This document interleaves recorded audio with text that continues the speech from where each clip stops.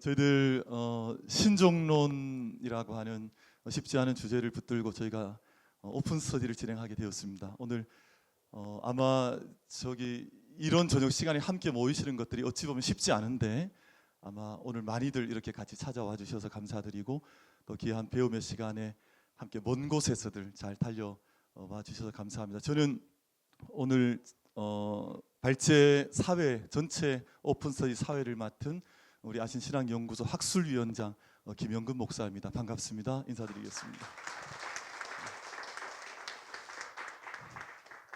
저희가 작년에 창조와 섭리라고 하는 주제를 가지고 창조론에 대한 공부를 저희가 3번을 했었고요. 그리고 섭리를 2번에 걸쳐서 했으니까 오늘 모임은 연차로 오면 6번째 시간이 되고, 그리고 오늘 다루게 되는 신종론으로 오면 첫 번째, 그리고 다음 6월 달에 있을 2번째까지 이제 진행이 그렇게 되어지게 될 것 같습니다. 오늘 와서 뵀더니 지난번에 뵀던 분들도 계시고요. 그리고 오늘 아마 처음 이렇게 얼굴을 뵙는 분들도 계셔서 다들 이렇게 배움에 대한 또 마음 붙들고 오셨구나 하는 생각을 하게 되어서 감사드리고, 오늘 저희가 좀 쉽지 않은 주제를 다루게 될 것 같습니다. 벌써 눈빛들 보니까 다 긴장을 많이 하고 계신 것 같아서 이게 쉽지 않은 주제를 다 알고 오셨구나 하는 생각이 드는데, 신종론이라고 하는 주제를 오늘 저희가 하나님의 주권과 인간의 자유의지를 중심으로 본 신종론 연구라고 하는 주제를 다루게 되었습니다. 신종론이라는 말은 하나님의 그 의라고 하는 원래 그런 의미를 가지고 있는 쉽지 않습니다. 그래서 하나님이 정말 정의로우신 분이 맞는가? 그리고 조금 더 좀 진지하게 질문해 보면 하나님은 정말 존재하시는 분이 맞는 것인가? 하나님은 정말 선한 분이 맞는가? 하나님은 정말 전지전능한 하나님이신가? 이런 이제 하나님에 대한 질문을 던지는 주제가 신종론입니다. 그래서 오늘 저희가 이제 1시간 반에 걸쳐서 저희가 이 시간을 진행하겠는데, 오늘 간단하게 오늘 순서를 맡으신 우리 오늘 전체 발제와 논찬과 그리고 의의와 적용을 맡으신 3분 목사님을 잠시 소개하겠습니다. 제 바로 곁에 계신 우리 오늘 발제를 맡아주셨습니다. 우리 이은성 목사님께서 오늘 발제를 맡게 되셨고요. 그리고 그 곁에 우리 계시는 최용원 목사님께서 오늘 논찬을 맡아주시겠습니다.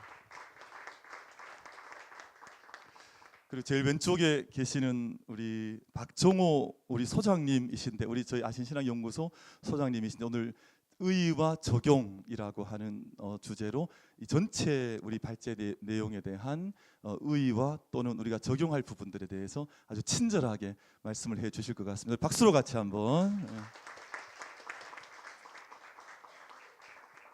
네, 제가 이렇게 올라와서 뵈니까 저희들 지금 오늘 사회를 보는 사람이나 혹은 마지막 우리 소장님까지가 다 너무 좀 듬직한 것 같은 느낌이 좀 있어서 오늘 그러려고 했던 건 아닌데 오늘 어쩌다 보니 그렇게 되었습니다. 제가 지금 사회자로 볼 때는 이쪽 무게 중심이 여러분 앉아 계신 것보다 훨씬 무거운 것 같아요 지금. 그래서 제가 너무 무겁지 않게 해야 될 텐데 하는 마음이 있긴 합니다만, 오늘 가능한 한 어려운 주제이지만 너무 어렵지 않게 진행을 해보려고 합니다.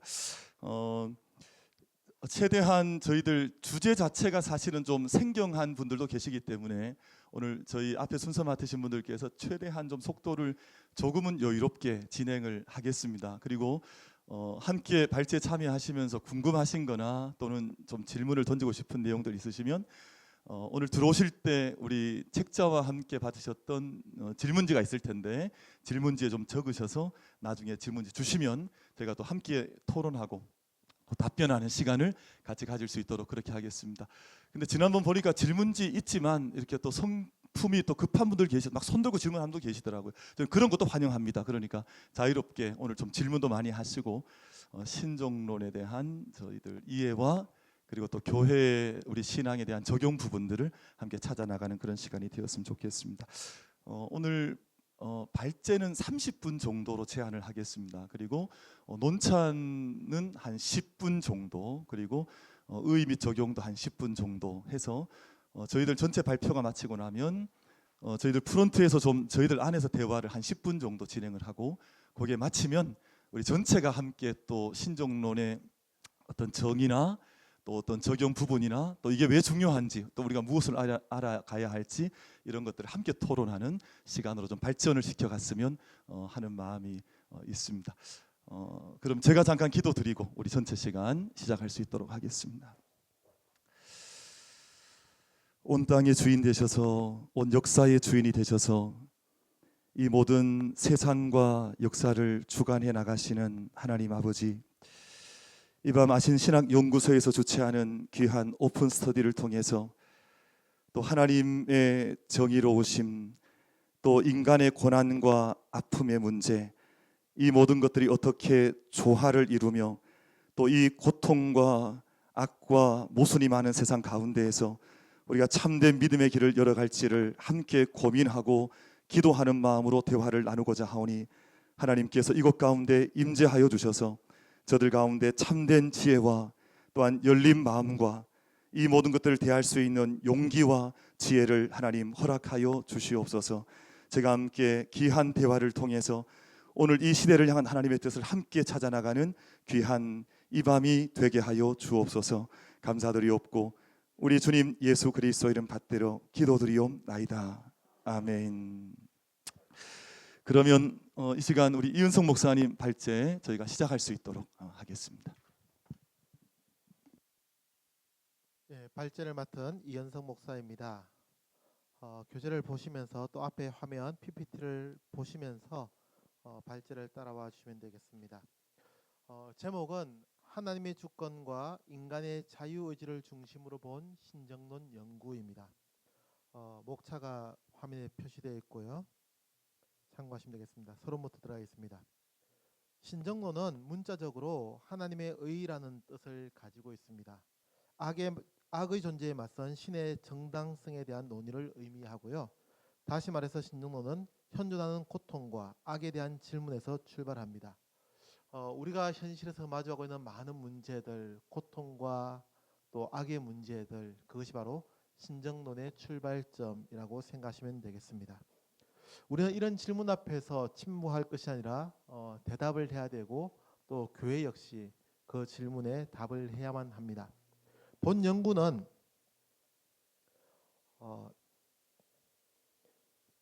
창조, 섭리, 타락, 계시라는 교수님의 책 3부 6장과 7장을 기초로 해서 신정론의 흐름과 쟁점을 살펴보려 합니다.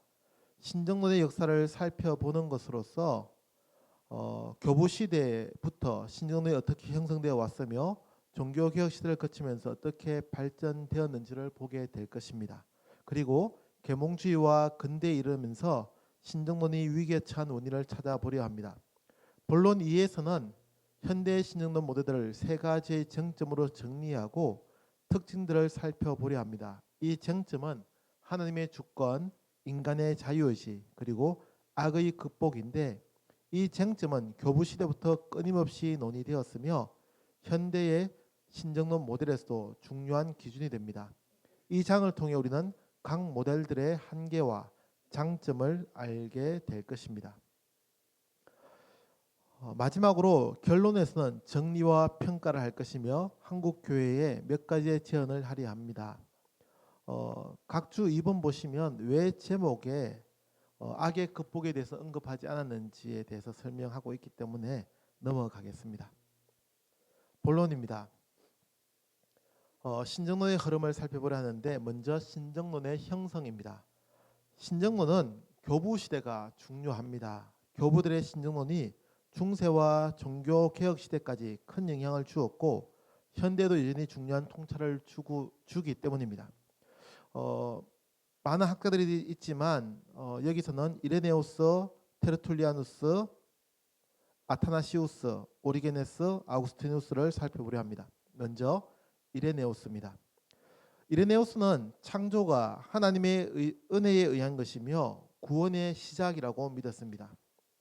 아담과 하와가 에덴 동산에 있을 때 그들은 나약하고 유혹에 빠지기 쉬운 상태였고 성장해야 하는 존재로 창조되었다는 겁니다.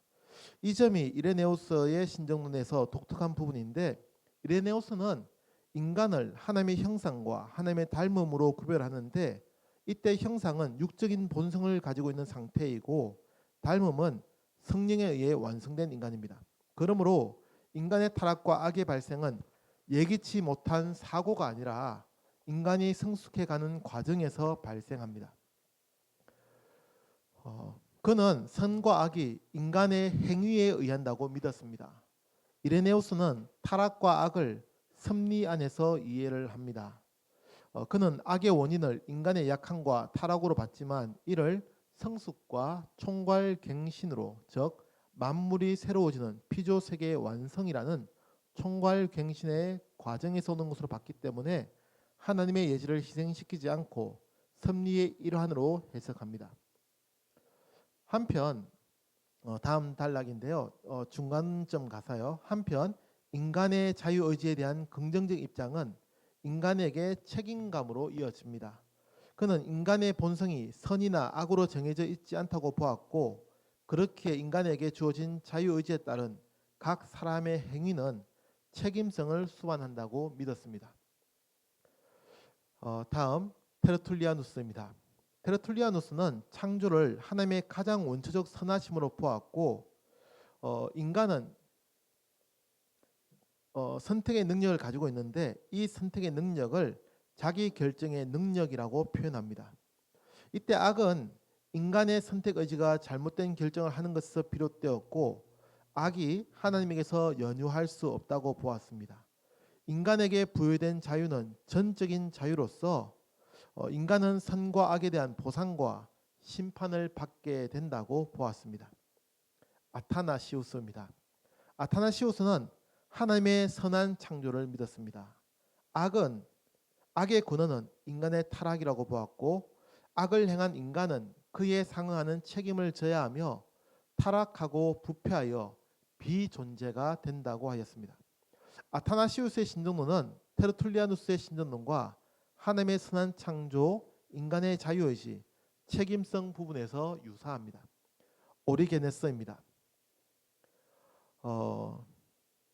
오리게네스의 창조론은 이중 창조론입니다. 첫 번째 창조는 영적인 세계의 창조고요. 두 번째 창조는 피조물의 자유의지에 따라 나타난 다양한 세계를 의미합니다. 발제물에 자세한 좀 설명이 있기 때문에 참고하시면 되겠습니다. 악을 비존재적인 실제로 파악을 했고요. 하나님만이 모든 존재의 근원이라고 보았습니다. 오리게네스는 악을 비존재로 규정합니다. 악은 독립된 존재가 아니라 하나님에게 적대적인 의시이고, 오리게네스는 하나님이 직접 마귀를 창조한 것이 아니며 마귀는 타락함으로 생겨난 파생적 존재라고 보았습니다. 따라서 마귀의 악한 의지는 심판을 받지만 마귀는 하나님에게서 비롯된 존재이므로 구원을 받는다고 보았습니다.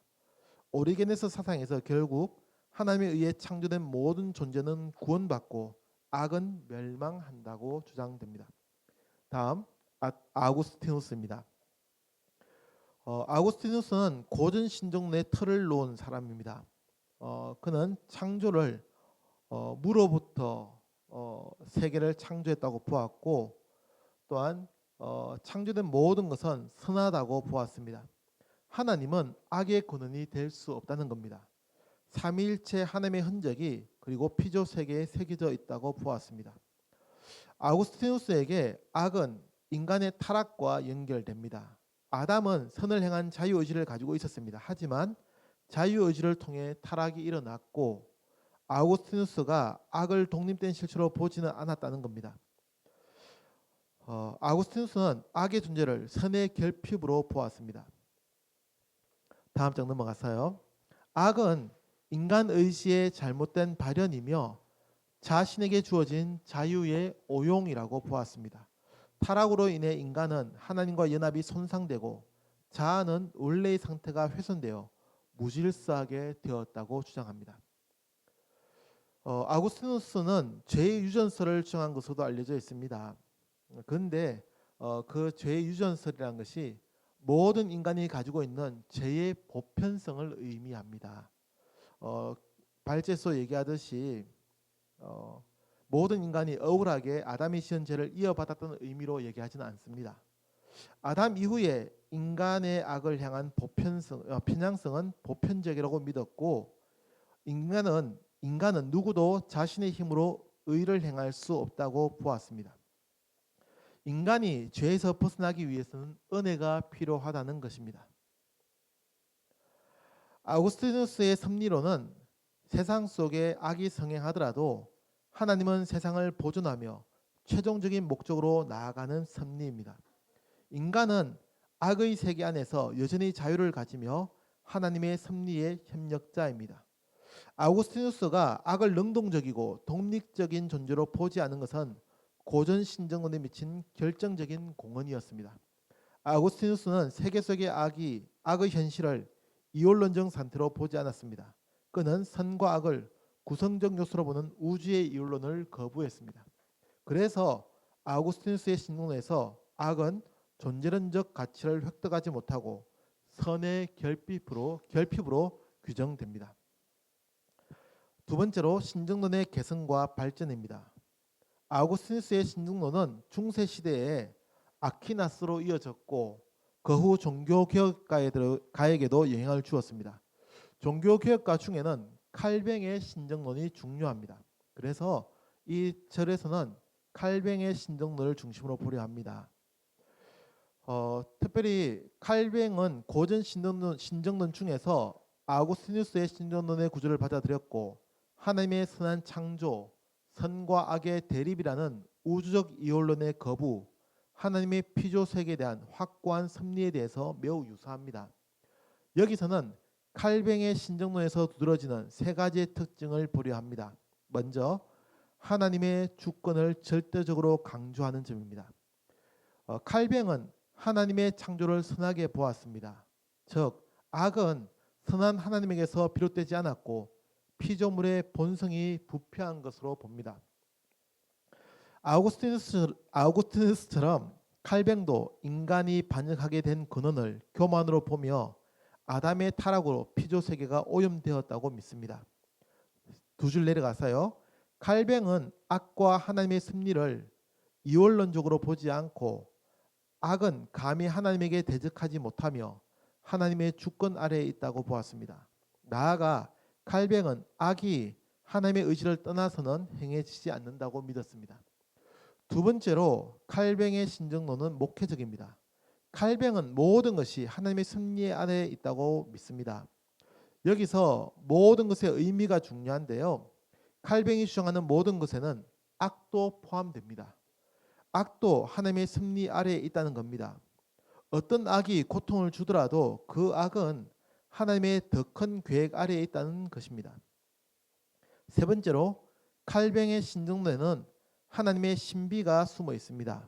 칼뱅은 악과 고통의 이면에는 하나님의 숨겨진 신비가 있다고 믿습니다. 이런 맥락에서 칼뱅은 하나님의 악을 교육적으로 사용하신다고 말합니다. 하나님이 악한 자를 돌이킬 수 있으나 그냥 두시는 것은 하나님만이 아시는 신비입니다. 칼뱅은 하나님의 주권과 인간의 책임을 동시에 말합니다. 하나님의 주권과 인간의 책임에 대한 강조라는 이중적 측면이 칼뱅에서 나타나는 중요한 특징입니다. 다만 칼뱅은 두 질서가 어떻게 조화를 이루는지는 제시하지 않았습니다. 칼뱅에게 신비는 하나님의 일이며 하나님의 주권과 능력에 대한 무한한 신뢰와 믿음입니다. 칼뱅은 신자들이 악과의 싸움에서 승리할 것을 굳게 믿었습니다. 하나님의 뜻은 예정되어 있으며 하나님의 작정은 정확하게 이행될 것이라는 믿음, 이 확신 위에 칼뱅의 신정론이 자리 잡고 있습니다. 세 번째로 신정론의 위기입니다. 첫 번째 위기를 17세기, 18세기의 계몽주의로 볼 수 있습니다. 이 계몽주의를 거치면서 신정론의 새로운 양상이 전개되는데 유럽인의 사고 방식을 변화시킨 것입니다. 하나님에 의해서 세계가 움직인다는 믿음을 크게 후퇴하게 만들었습니다. 또 1755년 11월 1일에 있었던 리스본 대지진도 신정론의 위기를 가져온 원인이었습니다. 리스본 지진이 워낙 큰 충격을 주었기 때문에 유럽의 기독교인들은 하나님의 섭리 자체를 회의하게 되었습니다.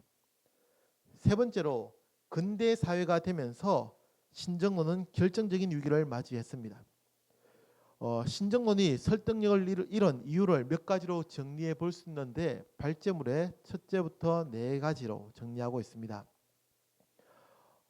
고전 신정론에 대한 의문은 낙관적 신정론의 종언을 구했고 20세기에 두 차례에 걸친 세계대전이 또한 신정론의 위기를 가져왔습니다.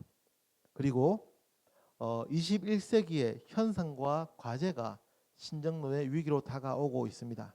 21세기는 인간이 상상할 수 있는 모든 고통과 악이 현실로 나타나는 시대입니다.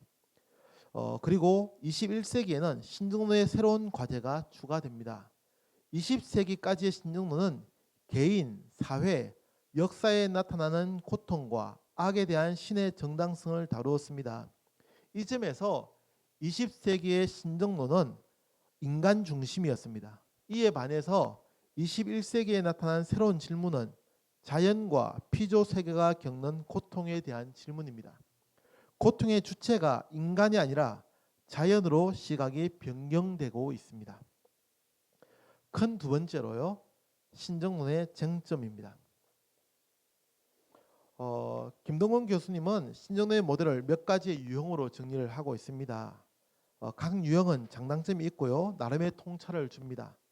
신정론의 정점이라고 할 수 있는 몇 가지 주제에 대해서 나름의 입장을 가지고 있습니다. 본장에서는 계속해서 쟁점이 되었던 세 가지의 주제를 통해 각 모델을 정리하고 장점과 한계에 대해서 알아보려 합니다. 첫 번째로 하나님의 주권입니다. 고전 신정론과 더 큰 선의 신정론이 여기에 속합니다. 이 모델은 하나님의 주권을 유지하기 위해 피조물에게서 악의 원인을 찾습니다. 먼저 고전 신정론을 살펴보면 캐리가 고전 신정론을 재해석하면서 타락을 피조물이라는 존재론적 한계로 본 것입니다. 고전 신정론은 타락과 악을 창조, 타락, 그리스도의 성육신, 부활과 새 창조라는 대서사의 틀 안에서 보고 있습니다. 무슨 의미냐면 모든 피조물이 가질 수밖에 없는 한계라는 겁니다. 그래서 하나님의 섭리 과정 속에서 창조가 되고 타락했고 성육신과 부활 그리고 새 창조라는 이런 역사적인 흐름 속에 있다는 하나님의 섭리를 이야기하는 겁니다. 고전 신정론의 특징이 선과 악의 우주적 이원론을 거부한다는 점, 그리고 고전 신정론은 죄송합니다. 제가 화면을 안 넘겨서요. 고전 신정론은 신정의 특징이 선과 악의 우주적 이원론을 거부한다는 점도 중요하게 다루게 됩니다. 우주적 이원론은 세계의 근원이 선한 신과 악한 신에게서 비롯되거나 혹은 세계가 선과 악의 두 전제로 구성된다는 사상입니다. 우주적 이원론이 유지되면 이 세계는 선한 하나님과 악한 신의 각 축장이 됩니다. 고전 신정론은 우주적 이원론을 거부하였고 이는 하나님이 세계를 다스린다는 섭리 사상과 연결되며 하나님의 지속되는 창조와 새 창조의 완성으로 이어집니다. 한계로 지적할 수 있는 거요. 두 가지로 볼 수 있는데 첫 번째로 하나님이 왜 악을 허용했는지에 대한 논의가 됩니다. 악이 하나님의 뜻은 아니지만 하나님이 허용했다면 하나님의 뜻과 허용의 차이가 무엇인지에 대해 비판을 제기할 수 있습니다. 두 번째로 악이 현재하는 이유에 대한 논의가 됩니다. 하나님의 주권이 강조되면 악에 대한 모든 질문은 결국 하나님에게 주어지게 됩니다. 하나님의 주권에 대한 두 번째로 더 큰 선의 신정론입니다. 이것은 현재의 악이 더 큰 선을 위한 것이라는 관점입니다. 현대 신학자 중에 헬럼, 힉, 서인번이 있습니다. 헬럼은 악을 더 큰 선이 나오게 되는 과정으로 보며 힉은 인간이 완전한 상태로 창조되지 않았기에 인간이 성숙해가는 과정에서 악은 필연적으로 나타난 것으로 보았습니다. 힉은 피조 세계의 악과 고통은 점차 극복되고 종국에는 하나님의 구원의 세계가 이루어질 것이라고 믿었습니다. 서인번은 인간의 자유의지와 신의 주권을 동시에 유지하는 것을 목표로 하며 인간에게 자유의지가 있기에 책임적인 결정을 내릴 수 있다고 보았습니다.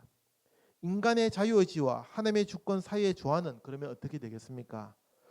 서인번은 두 가지의 주장을 하는데, 첫째는 인간의 자유는 하나님의 창조에서 허용된 것이라는 것, 둘째는 고통에는 일정한 한계가 있다는 것입니다. 그의 이 두 주장은 엮여 있습니다. 하나는 인간은 선과 악을 택할 자유가 있다는 것이고, 다른 하나는 하나님의 악을 허용했고 더 큰 선을 위해 피조 세계의 고통도 용인한다는 것입니다. 그는 공정하신 하나님께서 사후에 보상하신다고 주장하는 것으로 하나님의 주권을 지키고 있습니다.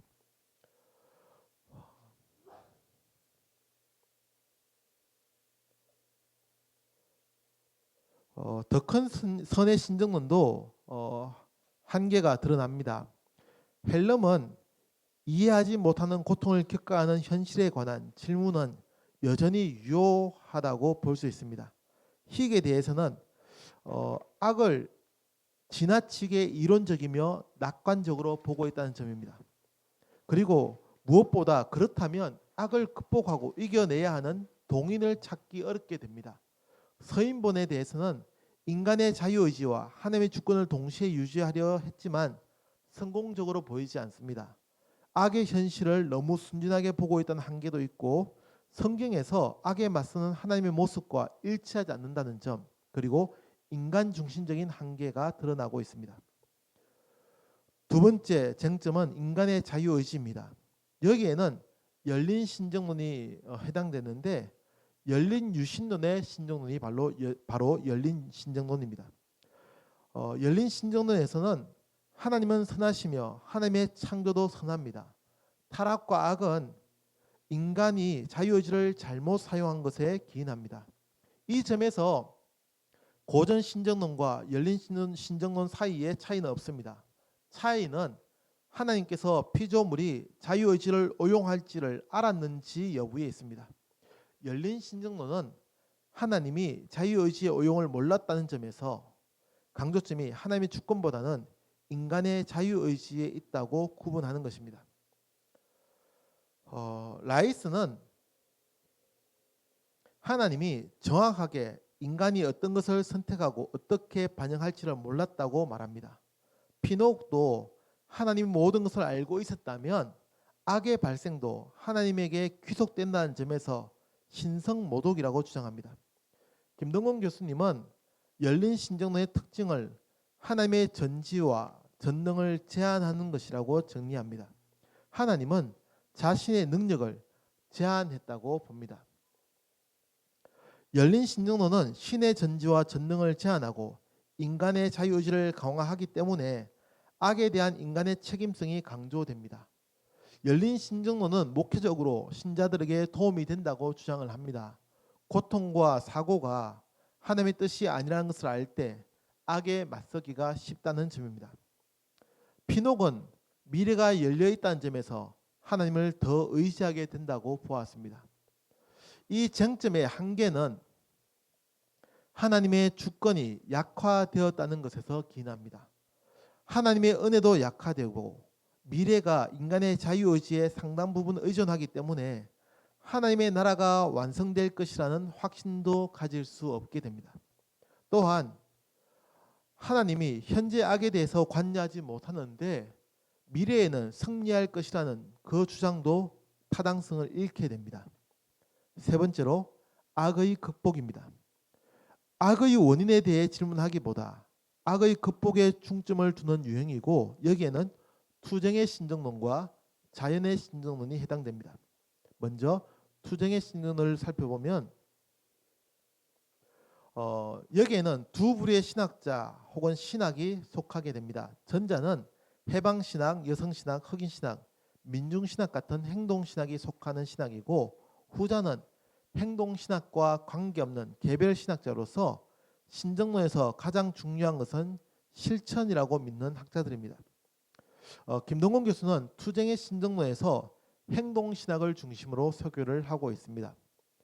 특별히 해방신학을 중심으로 보게 되는데, 해방신학은 악의 현실을 극복하는 신정론에 관심을 둡니다. 해방신학에서는 죄와 악의 두 가지의 차원이 있습니다. 첫째는 인간이 자신의 힘에 의지하여 하나님에게 대적하는 것으로 죄의 인격적 성격이고, 두 번째는 자신의 힘을 다른 사람을 억압하는 것에 사용하는 것이며, 이는 죄의 사회적 성격입니다. 그러므로 정말 죄인은 자신의 힘을 오직 자신을 위해 사용하며 다른 사람을 억압하는 사람입니다. 한국의 민중신학도 동일하다고 볼 수 있습니다.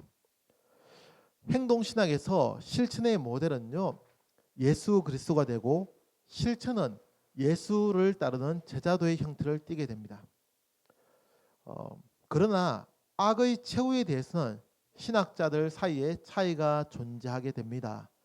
해방신학자들의 대부분은 하나님의 나라의 성취가 하나님에 의해서만 가능하다고 믿었고, 부분적 구원과 총체적 구원으로 나누어서 이해하고 있습니다.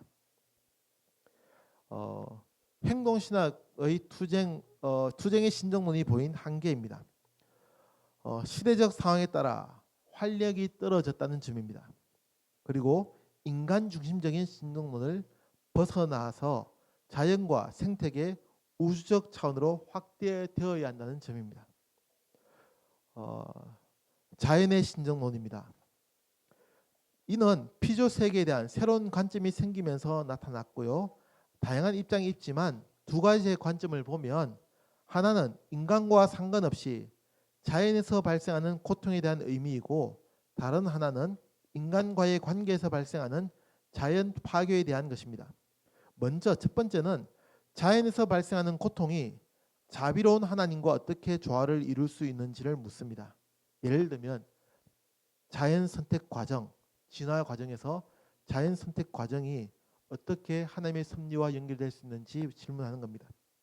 두 번째는 약 2010년 이후에 활발하게 진행되는 공적 신학에서 자연을 중심에 두는 신정론으로 볼 수 있습니다.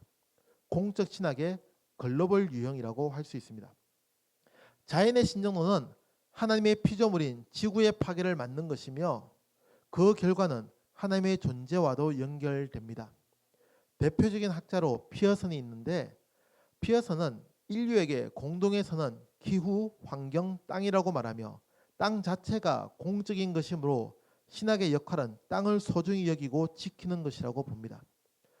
자연의 신정론에서 생물의 환경 파괴, 물 오염, 대기 오염, 지구 온난화, 동물의 고통이 중요한 주제가 됩니다.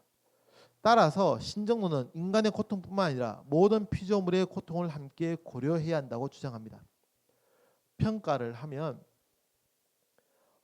실천의 차원에서 접근했기 때문에 우리에게 중요한 시각을 열어주었습니다. 그러나 자연의 신정론도 인간 중심적인 사고에서 벗어나 피조세계 전체를 보며 행동하도록 합니다. 그 특징이 한계로 지적될 수 있습니다. 여전히 우리는 악의 원인에 대해서 질문하게 되고 하나님의 공의에 대해서 의문을 가지게 됩니다. 이 질문이 아무리 악을 극복한다고 해서 사라지는 것은 아니라는 점이 그 한계로 지적될 수 있습니다. 결론입니다. 지구를 넘어 우주의 미래가 어떤 색으로 우리에게 다가올지는 알 수가 없습니다. 여전히 인류가 이 문제에 불안해하는 것은 그 미래의 색이 찬란하지 않을 수 있다는 우려 때문입니다. 증가하는 범죄 소식과 자연재해, 끊이지 않는 갈등과 전쟁의 소식, 그리고 밝혀지지 않는 우주에 대한 두려움은 지금도 하나님이 어디에 계시는지에 대한 질문으로 이어집니다. 하나님은 악의 문제 앞에서 무엇을 하시는가? 본문은 이런 질문에 대한 기본적인 접근과 이해를 위해 시작되었습니다. 서론에서 신정론에 대한 질문이 발생하는 대표적인 사례를 통해 이 질문에 대한 답변이 중요한 이유를 제기하였고, 본론에서는 신정론의 중요한 흐름을 살펴보았습니다. 그리고 신정론의 세 가지 쟁점으로 현대 신정론 모델들을 정리하였습니다. 이 쟁점은 여전히 중요하기에 어떤 모델은 하나님의 주권에 대해서, 어떤 모델은 인간의 자유의식, 즉 책임성에 대해서, 또 어떤 모델은 악의 문제와 극복에 대해서 접근하고 해결하여 했음을 볼 수 있습니다. 김동건은 창조 승리 타락 계시의 제3부에서 악과 신정론의 문제를 다루었습니다. 많은 이들이 질문하고 궁금해하지만 잘 답변이 이루어지지 않았던 문제들을 간결하게 서술하고 있습니다. 그러면서도 김동건 교수는 중요한 쟁점들을 잘 드러내어 그 한계가 무엇인지, 그럼에도 이 질문들에 답변하여야 하는 의미가 무엇이며 그 답변의 장점은 무엇인지를 잘 보여주고 있습니다. 또한 본 저서는 신정론을 별도로 다루고 있다는 점이 장점입니다. 김동건 교수는 별도로 이 주제를 다루어서 그 중요성을 알 수 있게 하였습니다. 섭리론에 이어서 신정론을 다루고 있다는 점도 장점으로 평가됩니다. 섭리론에 이어서 신정론을 대하게 된다면 하나님의 섭리 안에서 신정론의 문제를 연속해서 볼 수 있게 됩니다. 본 발제의 내용이 되는 6장과 7장만을 두고 평가해도 김동건 교수님은 복잡하고 어려운 신정론의 흐름과 모델을 대표적인 학자들과 특징으로 장단점을 잘 정리하고 있어서 누구라도 쉽게 이해할 수 있다는 장점이 있습니다.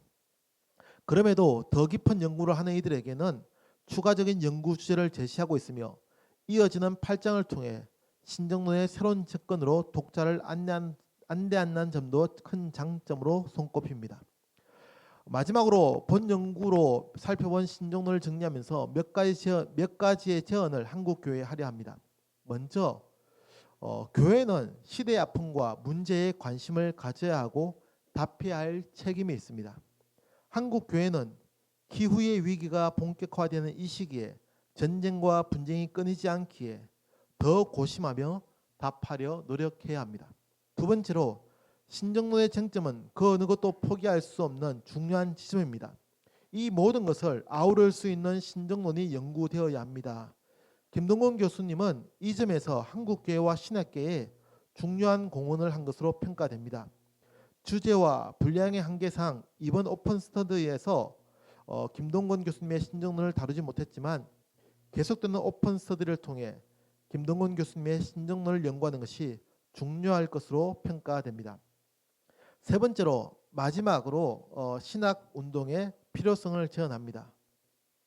한국 교회는 개교의 중심적인 모습을 벗어나지 못하고 있으며 열정적인 모습에도 불구하고 방향성을 상실한 모습을 보여왔습니다. 이를 바로잡을 방안이 신학 운동이라고 생각합니다. 목회자들을 위한 신학 교육은 신학교에서 끝나버리고 더 이상 이루어지지 않는 실정입니다. 신정론의 문제를 고심하고 재해석하는 것이 거의 불가능해 보입니다.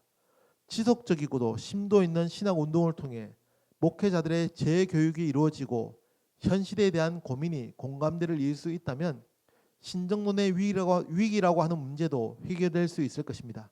나아가 평신도 신학 운동도 전개되어야 한다고 봅니다. 이상으로 발제를 마치겠습니다.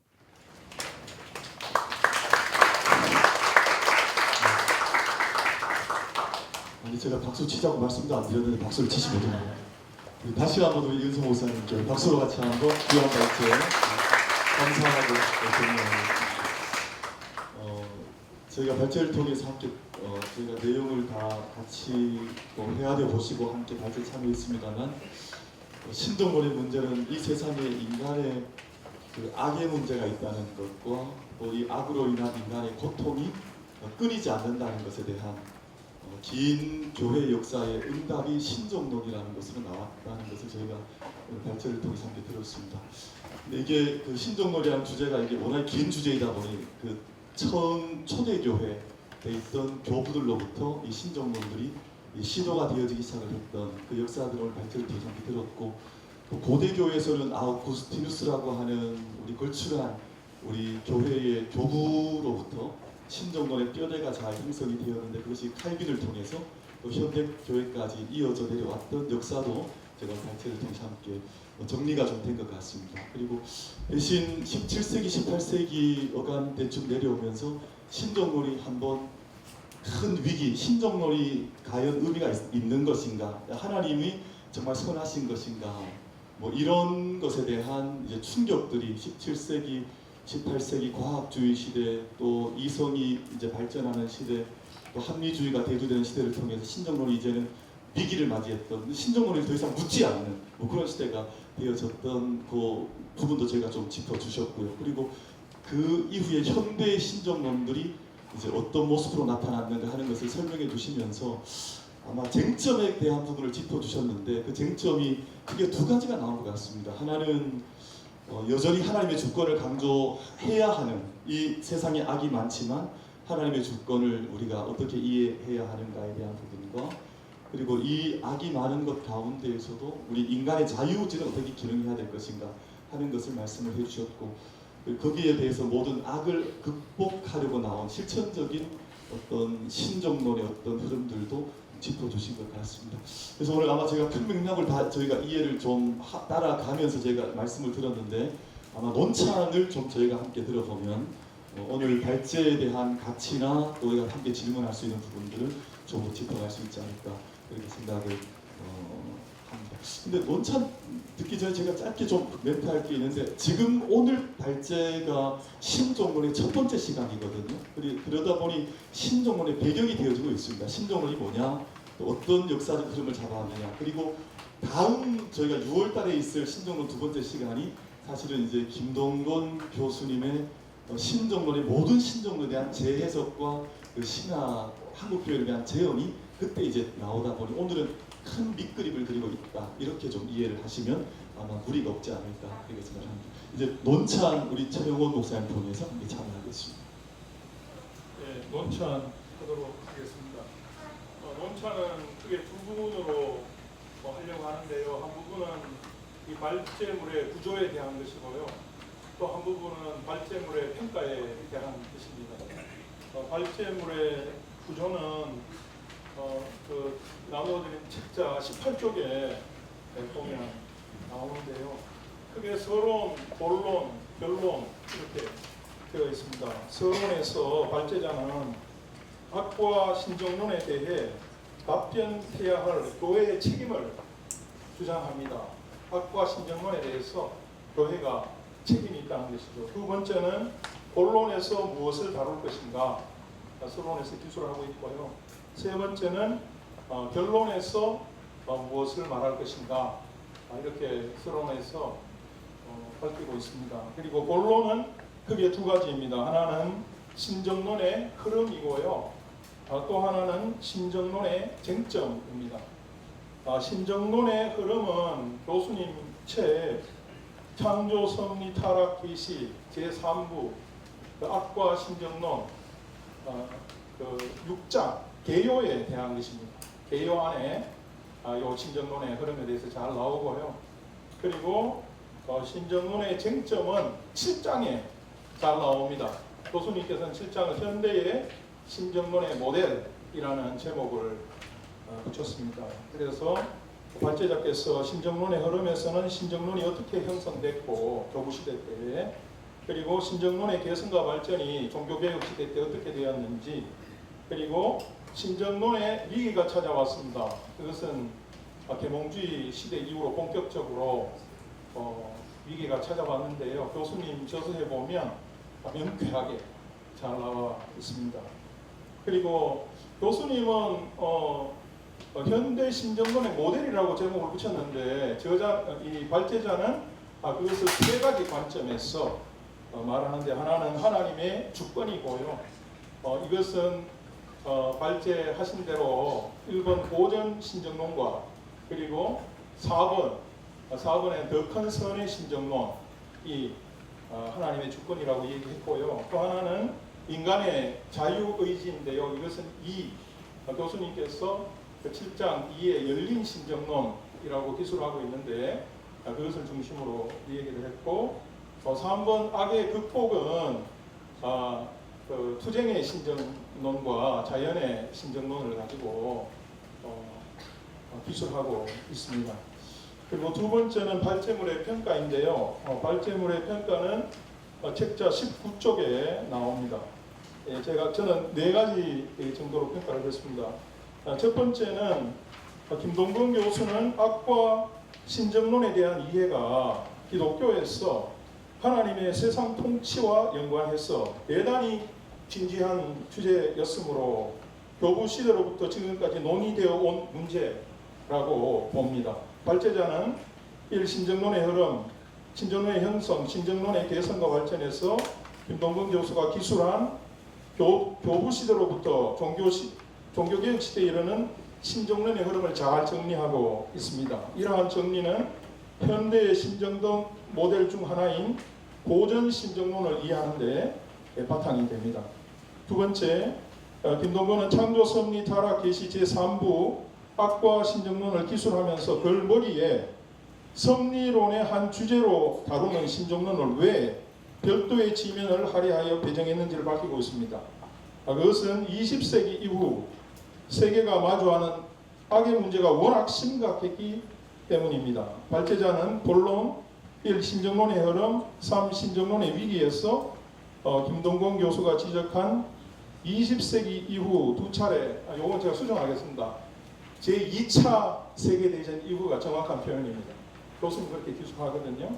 그래서 그 2차 세계대전 이후에 아우슈비츠 이후의 신학이라는 용어가 생겼습니다. 그리고 60년대 신죽음의 신학의 배경이 되었음을 발제자는 잘 파악하고 있습니다. 그리고 김동건 교수는 현대 신정론을 6가지 모델로 설명합니다. 고전 신정론, 열린 신정론, 투쟁의 신정론, 더 큰 선의 신정론, 자연의 신정론, 기타입니다. 발제자는 이 모델을 3가지로 다시 분류를 하는데요. 하나님의 주권을 강조하는 모델, 인간의 자유의지를 강조하는 모델, 악의 극복을 강조하는 모델입니다. 제가 보기에는 이 6가지 모델을 그대로 두고 이해하는 것이 악과 신정론을 이해하는데 더 좋지 않을까? 저는 그렇게 생각을 합니다. 근데 발제자는 이것을 3부분으로 쟁점을 가지고 기술을 했습니다. 네 번째는 발제자는 21세기 새로운 신정론의 과제가 추가되었음을 지적합니다. 이는 김동건의 신학에서 강조한 그 시대는 시대가 요구하는 신학적 과제에 대한 답변을 해야 한다는 점을 분명하게 합니다. 김동건 교수는 21세기에 나타난 새로운 질문은 자연과 피조 세계에 대한 질문임을 강조하고 있습니다. 이상입니다. 박수로 같이 한번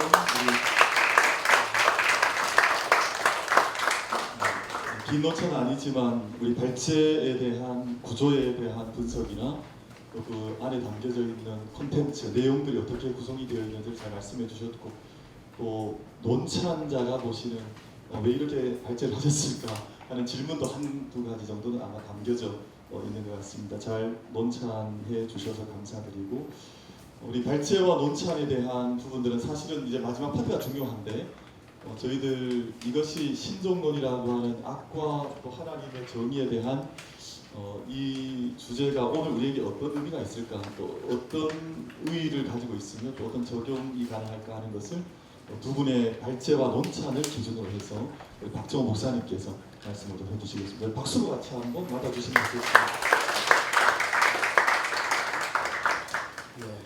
이현성 목사의 발제, 하나님의 주권과 인간의 자유의지를 중심으로 본 신정론 연구의 의의와 실천적 적용입니다. 여러분 발제물 21쪽과 22쪽에 내용이 나와 있습니다. 제가 읽으면서 읽어가도록 하겠습니다.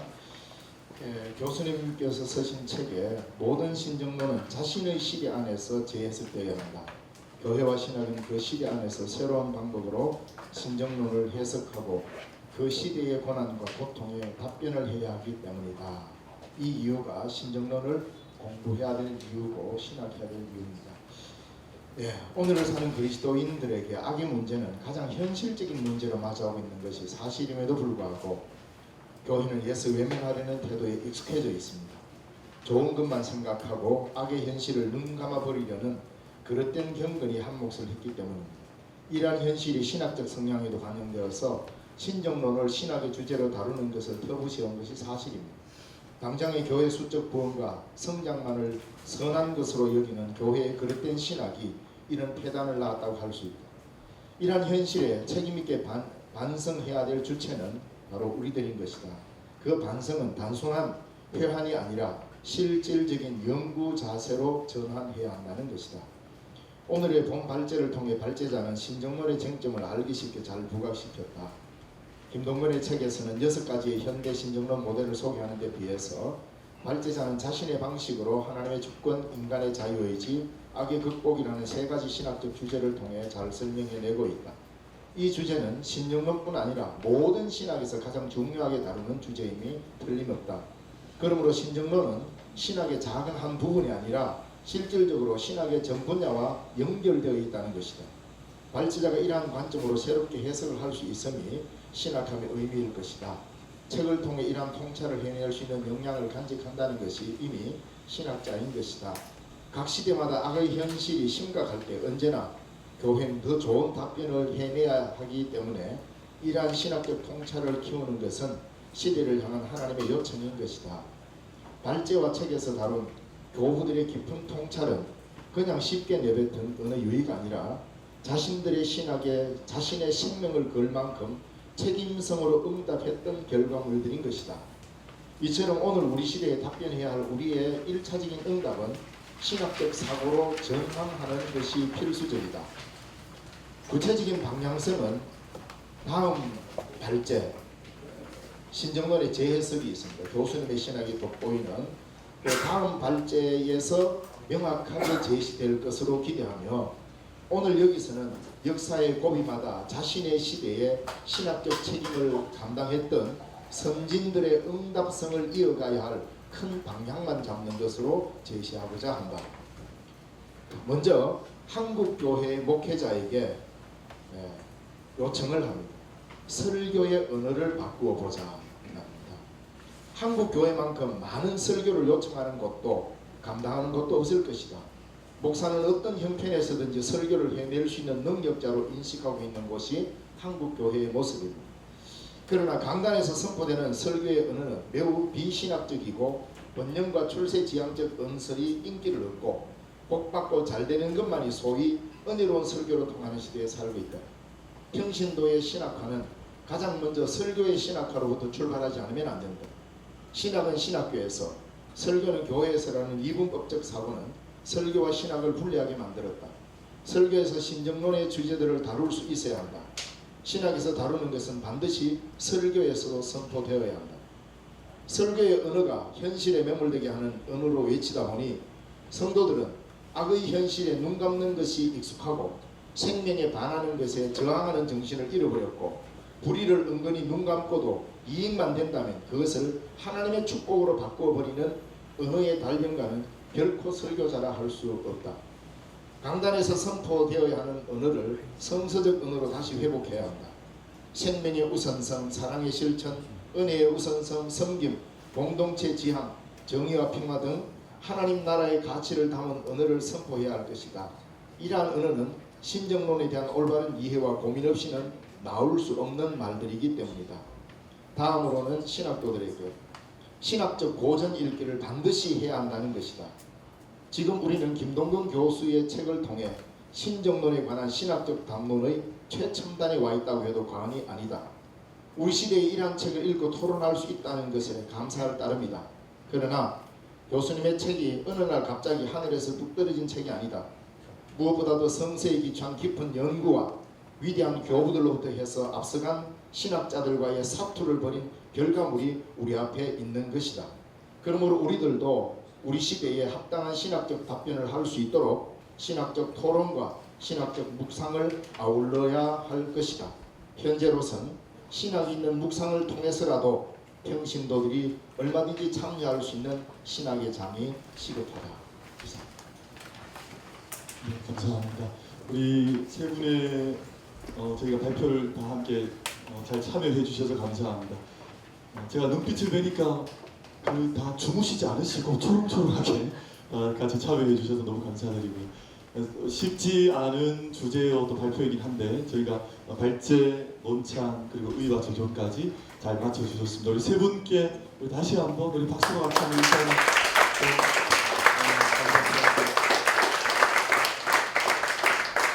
저희 앞에서 한 10분 정도 시간 좀 쓰겠습니다. 저희가 10분 정도 저희들의 생각을 좀 정리해 볼 수 있는 발표도 좀 정리를 해보고 정말 중요한 또 포인트는 뭔지 한번 짚어보면서 한 10분 정도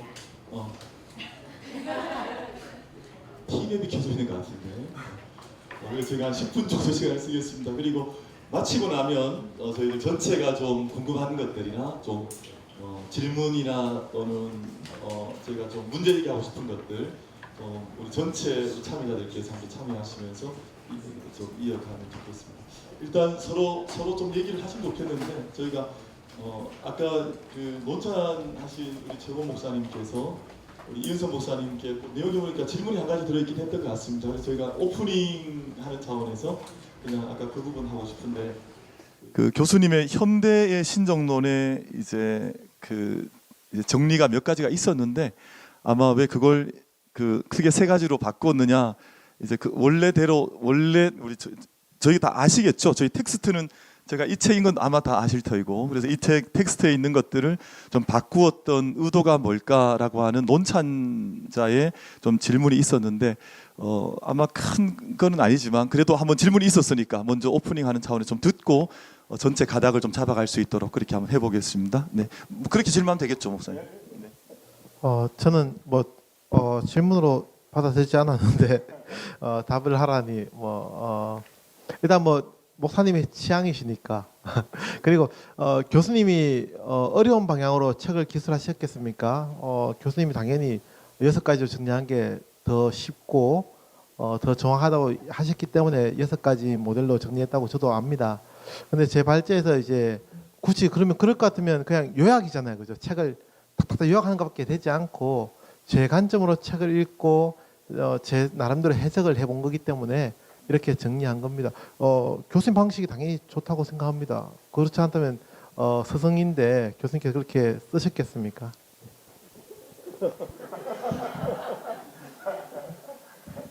우리 최 목사님 뭐 하실 말씀 있으시면. 네. 취향, 당신 취향이요. 이렇게 근데 이제 제가 보기에는 왜냐하면 예를 들어 고전 신정론 같으면 그것을 하나님의 주권에 관해서 분명히 볼 수 있습니다. 그러나 그렇다고 해서 고전 신정론이 그러면 인간의 자유의지는 중요하게 생각하지 않았는가? 제가 보기 중요하게 생각했거든요. 또 하나는 뭐냐면 그러면 악의 극복을 고전 신정론이 시도하지 않았느냐? 시도했다고 봅니다. 그러니까 이것을 잘못하면 이렇게 지금 발제자께서 나눈 것으로 이렇게 나누다 보면 그러니까 전체 어떤 신정론에 대한 이해를 잘못하면 좀 이렇게 흩어질 수 있는 그런 여지가 있지 않을까? 저는 그렇게 생각합니다. 네. 답을 하는 게 낫겠죠. 그래도 또 말씀하셨으니까. 예, 두 분 한번 싸워 보십시오. 한번 해서. 예, 다 맞는 말씀이시고요. 교수님의 책을 자세히 읽어보시면 교수님 책에서도 이 3가지 쟁점을 부각을 해요.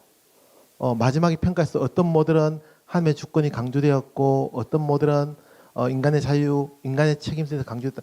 교수님 책에 나온 내용입니다. 그러니까 제가 창작해서 쓴 게 아니고 교수님께서 그 3가지 그래서 우리가 이제 상상해 볼 수 있잖아요. 다음에 그러면 이 2가지가 결코 인간의 자유의지와 인간의 책임성, 인간의 자유의지 그리고 하나님의 주권이 조화가 안 됐잖아요. 고전 신론도 조화를 못 이뤘거든요. 그러니까 교수님께서 재해석할 때 이걸 조화를 시키겠구나라는 게 우리가 기대가 되잖아요. 그죠? 교수님이 그걸 조화를 시키거든요. 나중에 그래서 다음 오픈 스테이가 참 중요한 건데 그런 점에서 교수님께서 마지막에 보시면 오늘 그 7장 제일 뒤에도 보시면 그렇게 정리를 하고 있습니다. 그래서 저도 그 정리가 중요하다고 생각해서 그 쟁점들을 부각시켜서 정리를 했습니다. 네, 아까 그 내용에 있었던 부분들을 제가 좀 다시 한번 논찬자 질문하셨지만 제가 질문 드렸고 두 분께서 그 최 목사님 말씀하셨던 논찬자 말씀하셨던 의도는 뭔지 또 왜 그 우리 발제자께서 그렇게 정리하셨는지에 대해서 말씀을 주셨습니다. 혹시 오늘 발제 서로 하셨는데 조금 서로 질문할 내용은 혹시나 있으실까요?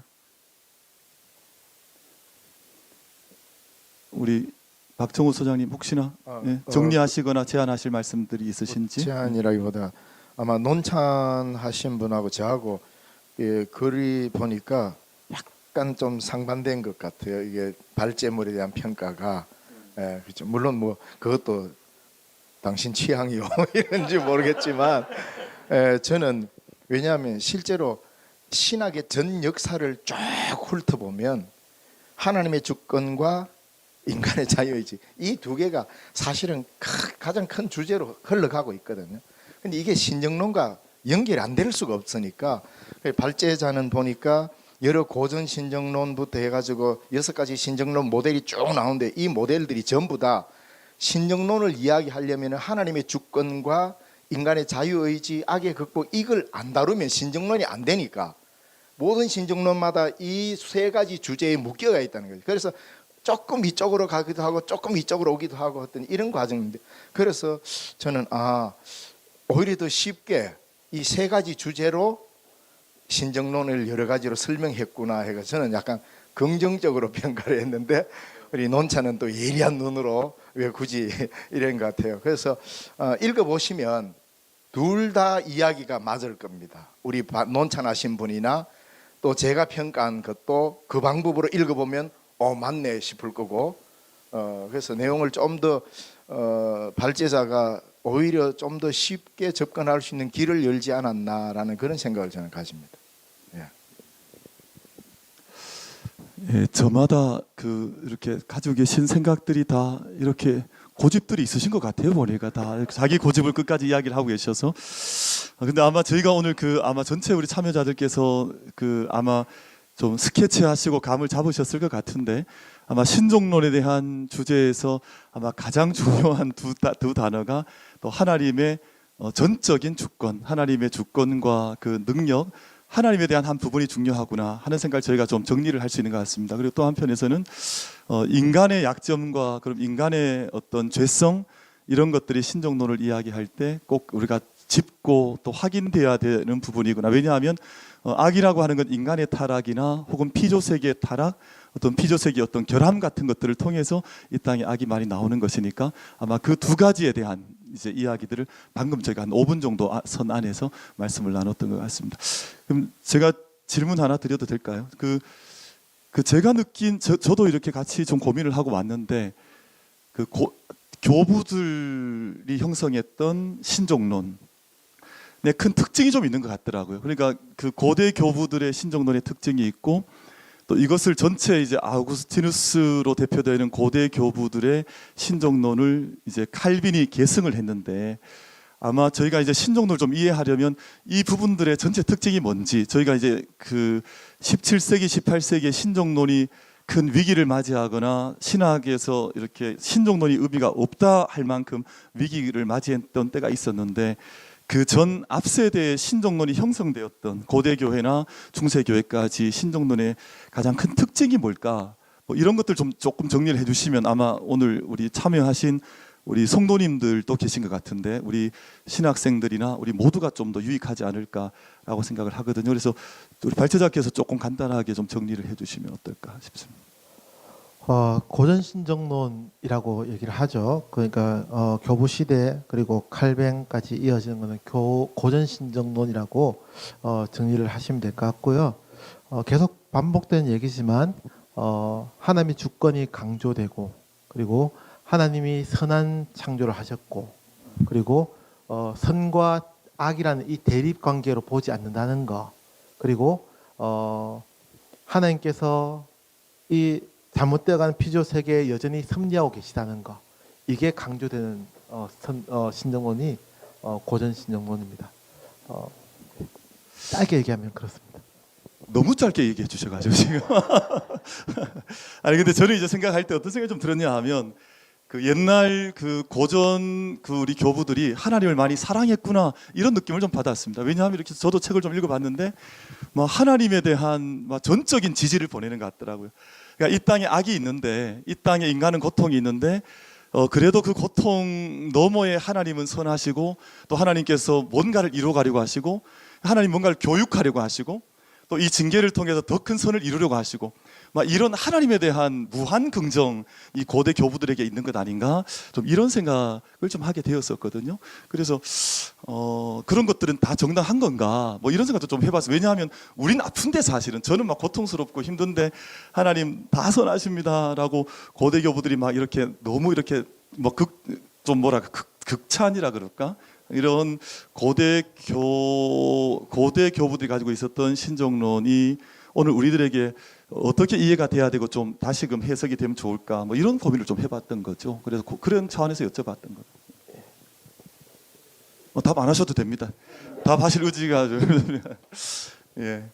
혹시 그 우리 논찬 맡으셨던 최 목사님 오늘 논찬을 아까 잘 해주셨는데 혹여 오늘 우리 발제와 논찬을 맡으시면서 신정론이 오늘 우리에게 왜 중요할까? 뭐 오늘 우리는 또 어떻게 접근하는 게 좋을까? 이런 조금 하실 말씀이 계실까요?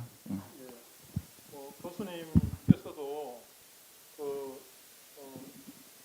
책에서 말씀 이제 서술하고 있듯이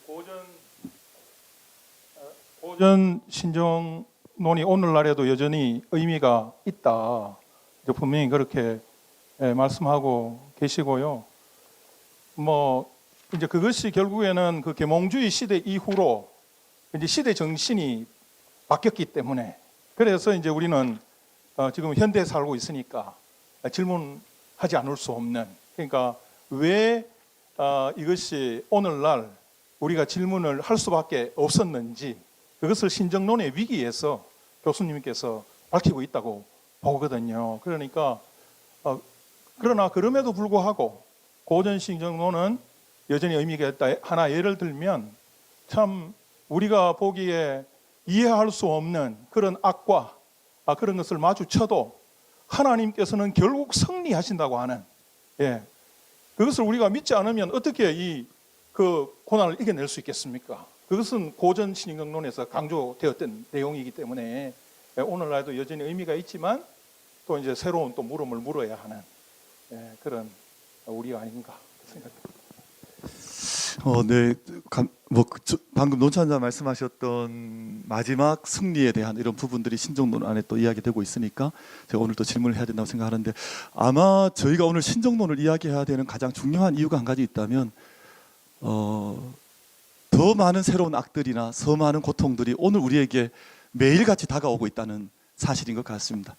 만약 오늘 우리 세대 속에 오늘 2024년 오늘 5월 20일 아마 오늘 저도 이제 뉴스를 좀 보고 왔는데 생각지 못했던 사건과 악과 고통이 이 세상에 너무너무 많이 있거든요. 그런데 지금 아마 교회나 세상이나 이 악에 대한 문제를 정말 진지하게 던지는 것보다는 그냥 악의 그 물결 속에 사람들이 떠내려가는 듯한 그런 느낌이 좀 저희한테 있는 건 사실인 것 같습니다. 그래서 오늘 저희가 이 신정론을 다루는 이유는 우리가 이런 지금 벌어지고 있는 지금 우리 눈앞에 늘 경험되어지는 정말 그 많은 고통들, 그 많은 악들 속에서 우린 어떻게 응답을 해야 하고 또 이 많은 것들을 어떻게 이해를 해야 될지 그리고 믿음으로 응답한다는 것이 어떤 것인지를 아마 오늘 이런 자리를 통해서 다시 한번 정리할 수 있지 않을까 하는 의미가 오늘 발제와 논찬과 우리 적용과 의 안에 있는 것 같습니다.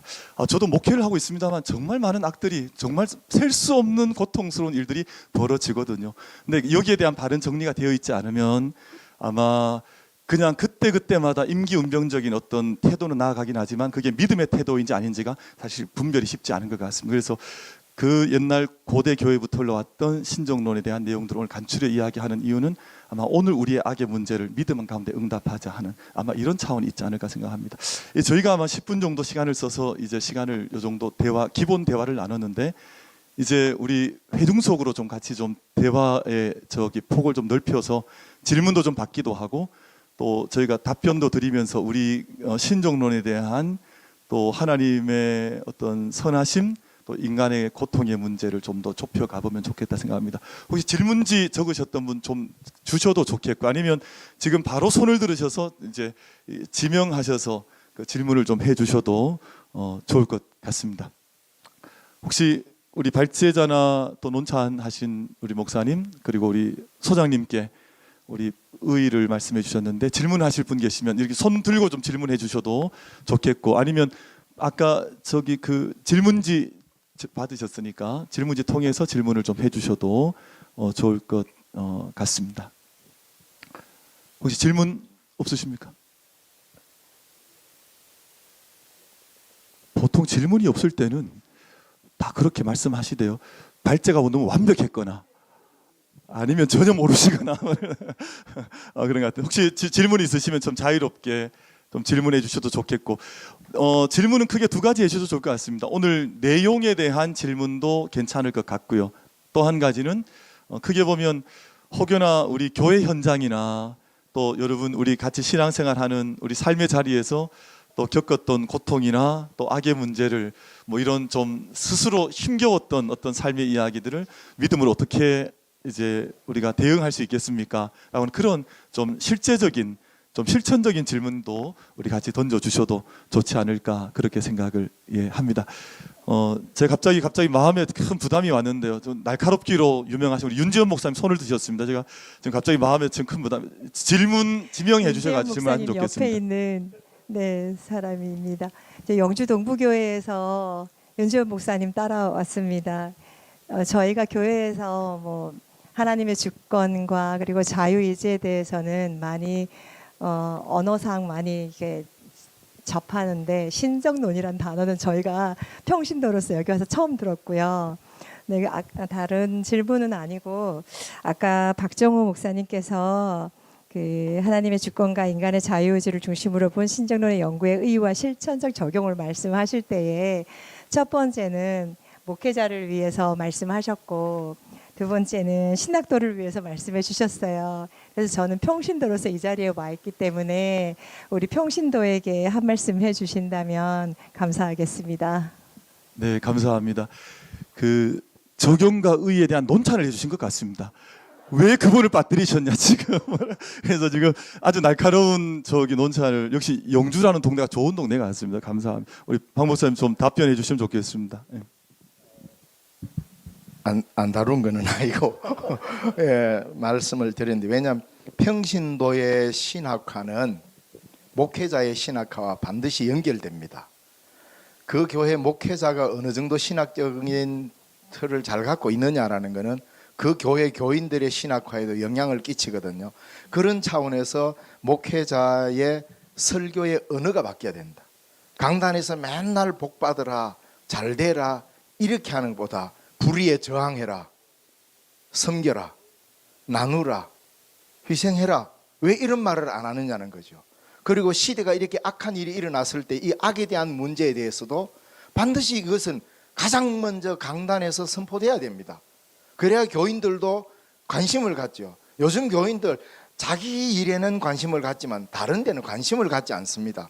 이것 자체가 비신학화된다는 거예요. 그래서 평신도의 신학화에 있어서 가장 중요한 것은 목회자의 설교 언어가 바뀌는 거예요. 가장 중요한 게 평신도들에게 따로 물론 신학적 교재를 가지고 공부도 가르칠 수 있지만 평신도들을 따로 공부할 시간이 없으면 담임 목사의 신학적 언어의 설교, 그렇다고 신학적 뭐 이렇게 철학적 하라는 게 아니라 그 용어가 하나님의 나라를 지향하는, 오늘도 이야기했죠 여기에. 그러니까 정의와 평화에 관한 이야기, 불의에 저항하는 이야기. 우리가 프로테스탄트들 아닙니까? 근데 왜 저항을 안 합니까? 맨날 받고 좋은 것만 누리려고요? 악에 대한 문제에 있어서도 저항할 줄을 몰라요. 이런 용어들을 강단에서 언어를 다시, 이게 본래 이게 교회 용어예요. 근데 이런 교회의 선포의 언어가 다 얼건띠 메고 일하는 대로 다 보내버려요. 그걸 우리 다시 회수해 와야 됩니다. 이걸 강단에서 제대로 선포하면 저는 한국교회 얼마든지 다시 살아나고 새로운 이런 미래를 바라볼 수 있다고 저는 믿습니다. 그래서 평신도의 신학화의 길은 목회자의 신학화에서 옵니다. 그래서 제가 평신도를 따로 다루지 않고 맨 끄트머리에 딱 한 줄 달아놨습니다.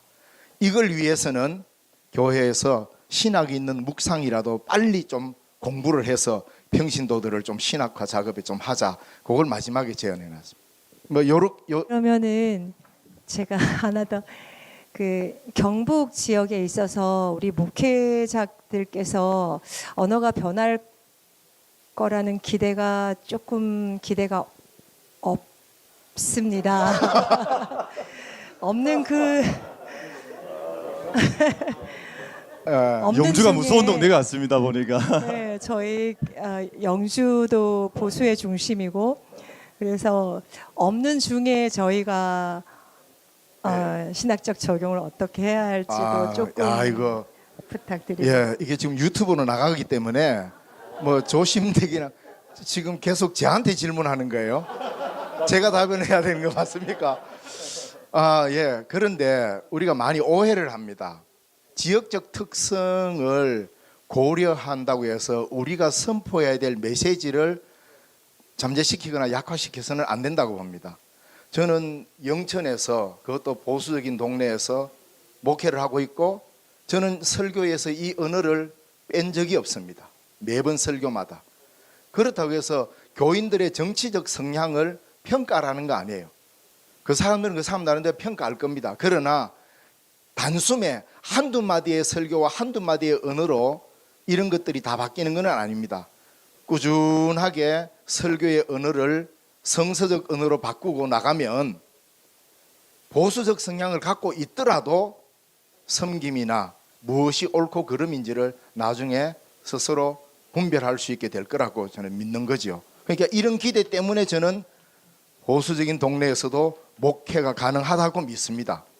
예, 그래서 계속 할 수 있다고 봅니다. 그러니까 꼭 뭐 진보 보수를 나누어 가지고 마치 진보만 옳다는 듯이 또는 보수는 다 나쁘다는 듯이 이렇게 평가하는 것은 이거는 섣부른 판단이고 매우 위험할 수 있습니다. 그러나 강단에서 우리는 이 언어를, 성서적 언어를 반드시 목회자가 회복해야 된다.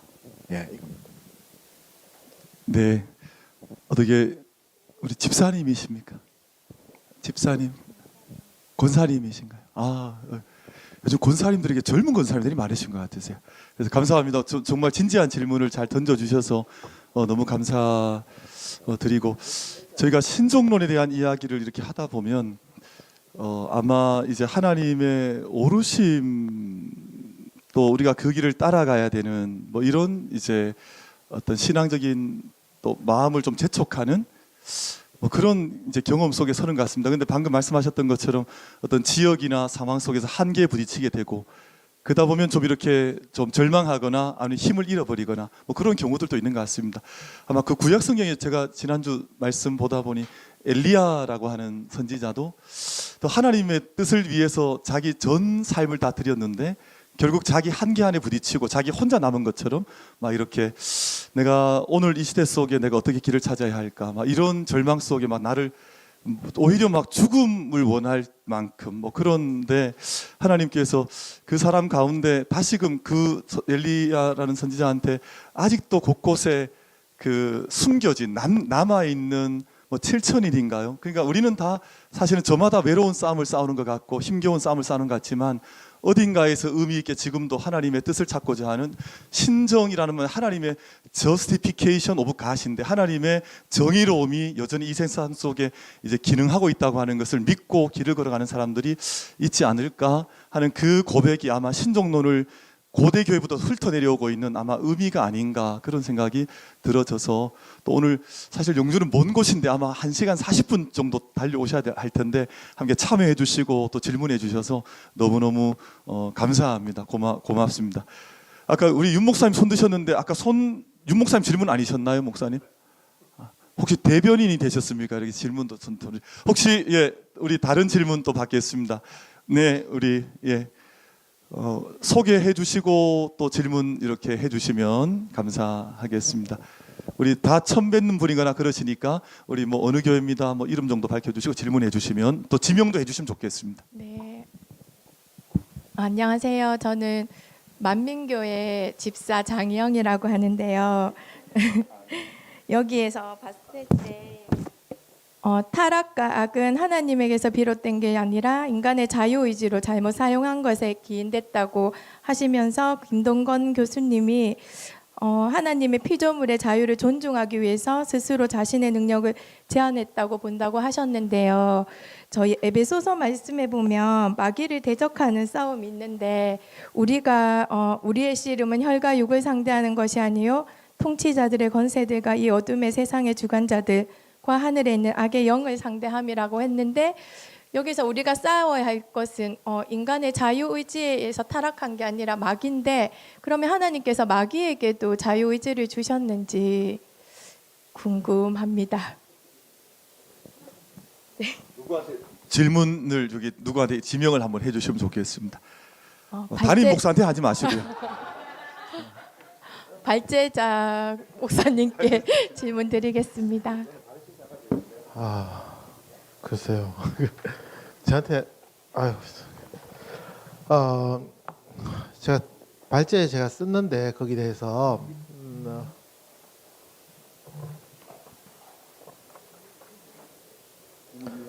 네.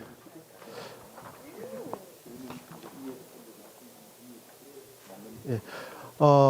질문이 지금 그러니까 우리가 싸워야 될 대상이 그죠? 악에 대한 것인데 그 악의 기원이 제가 지금 헷갈렸어요. 그러면 쉽게 말씀드리면 마귀에게도 하나님께서 자유 의지를 주셨는지 우리의 타락과 그런 거에 대해 하나님 제한하셨다 그쵸. 하셨잖아요. 네. 학자에 따라서 좀 다르죠, 그죠? 그 제가 발제에서도 그 썼던 기억이 나서 제가 지금 그걸 찾다가 제가 헷갈렸어요. 오리게네스가 그런 얘기를 했잖아요.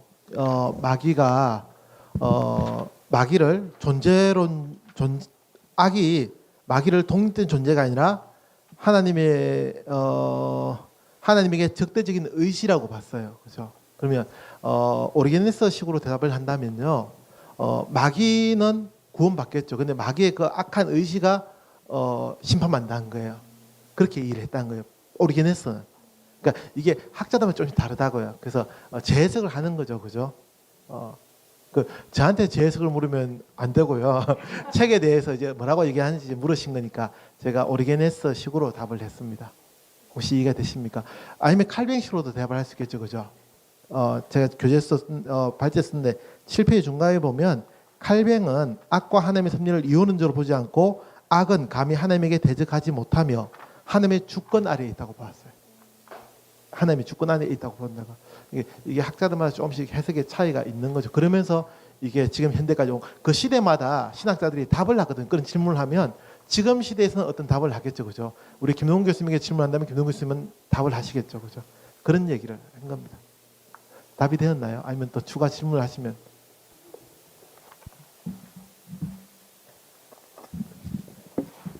우리 만민교회 집사님 답이 되셨습니까?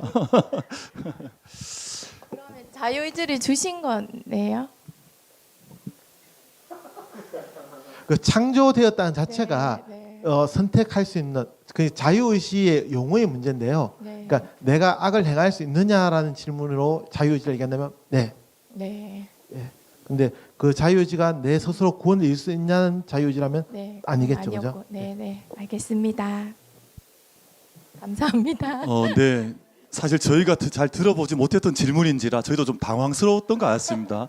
일단은 왜냐하면 그 자유의지라고 하는 개념 자체가 우리가 전통적인 신학에서나 또 저희가 성경을 통해서 읽었던 이해되었던 데는 하나님께서 이제 인간에게 자유의지를 주셨다라고 하는 것들 저희가 늘 배워왔고 읽어왔었기 때문에 마귀에게도 자유의지를 주셨냐, 이제 이 질문이 되게 조금은 이제 낯선 질문이었고 또 조금은 새로운 질문인 것 같은데 대신에 저희가 신학 전통 안에서 보면 그 인간의 자유의지에 대한 오용으로 이제 인간이 타락을 하게 되는데 그 타락, 인간이 어떤 인간의 유혹에 빠져들어가는 인간의 결핍 이런 것들로 인해서 이 세상에 이제 어둠이나 타락이 이제 현실화 또 나타나게 되었고, 그리고 우리가 지금 통칭하는, 지금 사실 좀 큰 질문이었던 것 같아요. 왜냐하면 저희가 질문할 게 많아졌던 것 같습니다. 그럼 마귀는 뭐냐, 또 사탄은 뭐냐, 이런 큰 질문들도 있기 때문에 대신에 저희가 신종론 안에서 되게 중요한 것 중에 하나는, 저희가 아까도 말씀드렸지만 하나님의 주권 이런 말씀을 할 때는 신종론 안에서 되게 중요하게 생각하는 이제 고백 가운데 또 믿음 가운데 저 진술 가운데 한 가지가 뭐냐 하면 존재론적인 이원론을 허용하지 않는다. 이게 무슨 말이냐 하면 하나님은 선하시고 이 세상의 마귀는 악한데 이 힘이 충돌하듯이 해서 이 세상에 악이 일어난다, 이렇게 이해하지는 않습니다. 그러니까 그래서 최근에 신학자들은 악이 있긴 하지만 이건 불가능의 가능성으로밖에, 칼 바르트 같은 경우에는 그렇게 이야기를 하거든요. 그러니까 이게 하나님께서 인간에게 주셨던 자유의지 같은 그런 의지가 이 지금 마귀에게도 이렇게 주셨다, 이렇게 이해할 수는 없는 것이, 이게 불가능의 가능성 또는 인간의 선의 결핍 이런 것들로 나타나고 있는 어둠의 힘이기 때문에 하나님께서 인간에게 주셨던 그 자유의지를 동일하게 악에게도 주셨다라고 말하는 것은 신학적으로나 우리 내용으로 이렇게 맞지 않지 않을까, 이제 그런 생각을 저도 이제 그 질문 들으면서 잠시 해보게 되었습니다. 그래서 하나님께서 인간에게 주셨던 자유의지는 정말 큰 선물이었거든요. 왜냐하면 이것은 만약에 우리가 자유의지를 가질 수 없었다면 악이 나타나지 않았겠죠. 그런데 하나님께서 인간에게 자유의지를 주신 것은 엄청난 축복이자 선물인 것이, 이게 인격으로 우리 인간을 만들어 주셨고 선을 선택할 수도 있고 악을 선택할 수도 있는, 근데 지금 마귀에게 그걸 적용하는 것은 사실은 이제 맞지 않는 것이다, 그렇게 생각이 들어져서 그 정도 일단 답변을 말씀을 좀 드리겠고, 아까 우리 최경식 목사님께 좀 답변을 주시려고 했는데 예. 제가 그 질문부터 다시 했어야 되는데 마귀를 어떻게 보느냐부터 질문을 했어야 되는데 저는 그냥 칼병식으로 바로 답을 했는데, 칼병은 마귀가 제 반지에서 냈는데요, 천사가 타락한 것으로 봐요. 그렇게 했다면, 그렇게 이해하신다면. 근데 또 목사님, 이제 우리 사회자님께서 이해하는 그런 악의 뭐랄까, 악에 대한 악의 근원, 이것을 이제 존재론적으로 보냐 하면 또 현재에서는 아니라고 하죠, 그죠? 그러니까 다르게 얘기할 수 있는 거죠. 우리 최경식 목사님께서 우리 잠깐 말씀하시겠습니다. 아마 이와 관련된 답변이 되지 않을까 생각하는데. 네, 그 답변이나 질문이 아니고 진행에 대한 부분을 조금 말씀드리고 싶었어요. 지금 평신도들이 많이 참여하시고 또 이렇게 질문하셔서 고맙기도 하고 분위기가 훈훈하기도 한데 좀 아쉽다 싶어서 진행에 대한 부분을 조금 제가 조언하면 어떨까 싶었어요.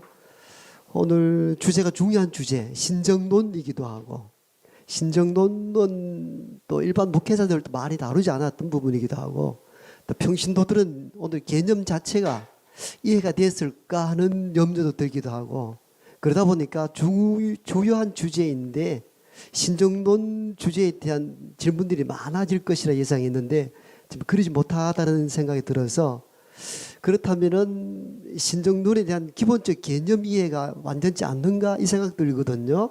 그래서 발제자나 앞에 논찬 또 의 적용하신 분들 중에 신정론에 대한 개념 이해를 또 쉽고 간결하게 평신도들이 이해할 수 있도록 한 번 더 설명해 주시고, 그 범위 내에서 오늘 시간이 많지 않아서 좀 아쉬운데 신정론에 대한 질문거리가 많잖아요. 하나님이 세상을 주권적으로 움직이신다면 왜 악을 허용하는가, 이 줄기차게 질문해야 될 현실의 내용들이니까 그렇게 진행해 가면 좀 어떨까 싶어서 말씀을 드렸습니다. 예, 그러면 지명을 해주십시오. 그래서 누구한테 질문? 우리 늘 지명이 중요합니다. 예, 발제하신 우리 발제자께서 아마 지금 최경식 목사님 말씀은 신정론 자체가 아까 우리 용주에서 오셨던 권사님도 말씀하셨지만 아마 여기에 처음 들어봤다 오늘 이 말씀을 하셨거든요. 사실은 그러니까 교회에서 흔하게 저희가 논의하지 않았던 주제이기 때문에 그 부분을 우리 발제자께서 한번 말씀해 주시면 좋겠습니다. 제가 서론에서 3줄 안에 다 정의를 했는데 이걸 다시 할 필요는 없겠죠, 그죠? 그죠? 그런 의미가 아니겠죠, 그죠? 네. 네.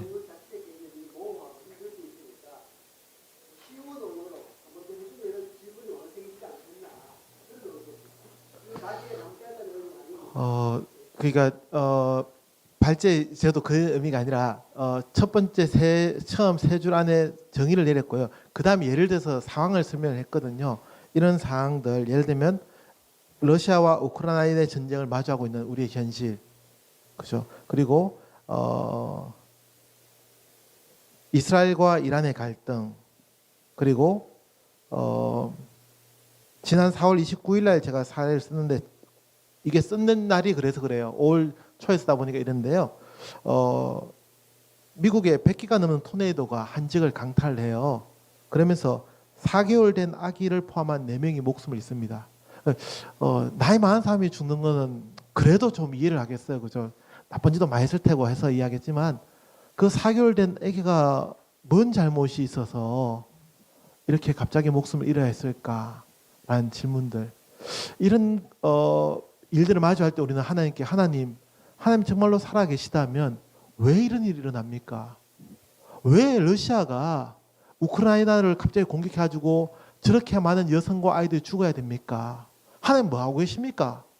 이런 상황에서 하나님이 살아계시다고 말할 수 있습니까? 혹은 하나님이 정의롭다고 어떻게 말할 수 있습니까? 라는 질문들이 바로 신정론에서 제기된 질문들이 됩니다. 그래서 저도 여기 적었는데 어린 아기는 왜 목숨을 잃어야만 했는가? 교회는 이 질문에 답을 해야 된다라고 썼습니다. 좀 더 구체적인 사례 질문 있으면 이제 손 드시면 하시고 있고요. 최근에 제가 이제 경험한 일인데 참 교회 열심히 봉사도 하시고 일도 하셨던 분이 갑자기 큰 병을 가지게 되었을 때 목사님, 저는 앞으로 교회를 위해서 한국을 위해서 이런 꿈을 가지고 있었는데 저한테 왜 이런 질병이 생겼을까요? 제 자녀들이 얘기합니다. 엄마 그렇게 교회에서 열심히 하더니 결국은 하나님께서 이렇게 하시냐? 하나님 살아있다면 어떻게 이런 일이 일어날 수 있냐라고 질문하는 거죠. 그죠?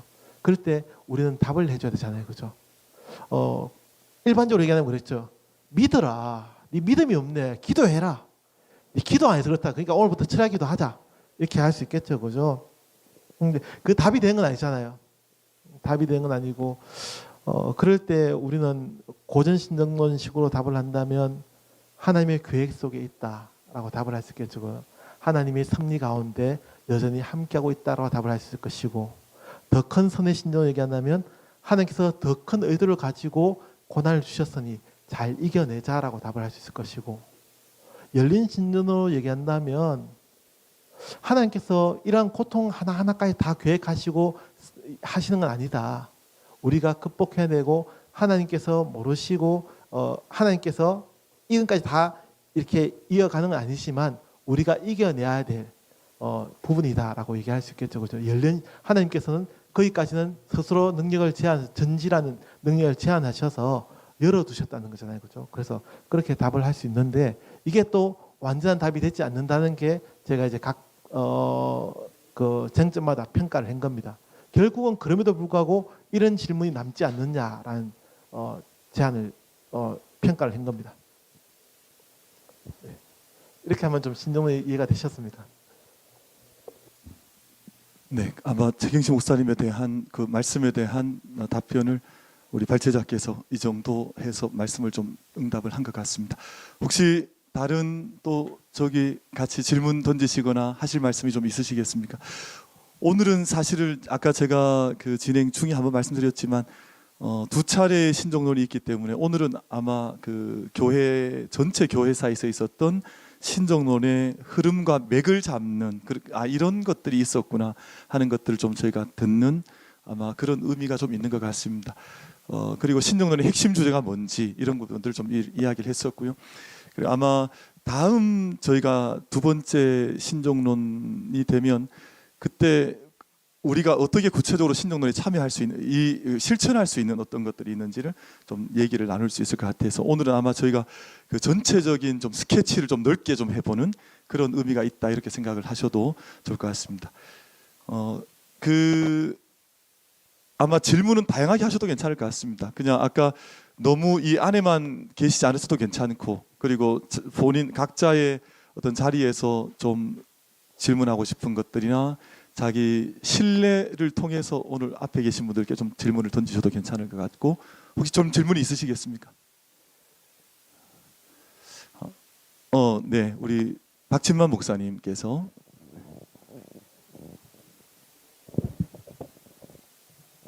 예, 박진만 목사입니다. 저는 청송에서 왔습니다. 청송에서 왔고요.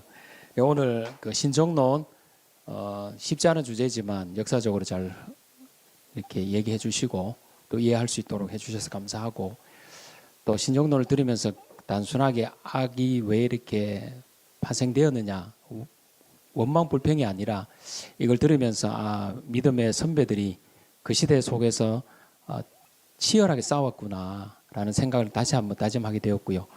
그래서 이 시대를 목회하는 사람으로서 그냥 단순하게 그냥 흘러가는 것이 아니라 악의 현실에 대해서도 맞서 싸워야 되겠다는 마음을 다시 한번 다짐하게 되는 귀한 시간이어서 너무 감사합니다.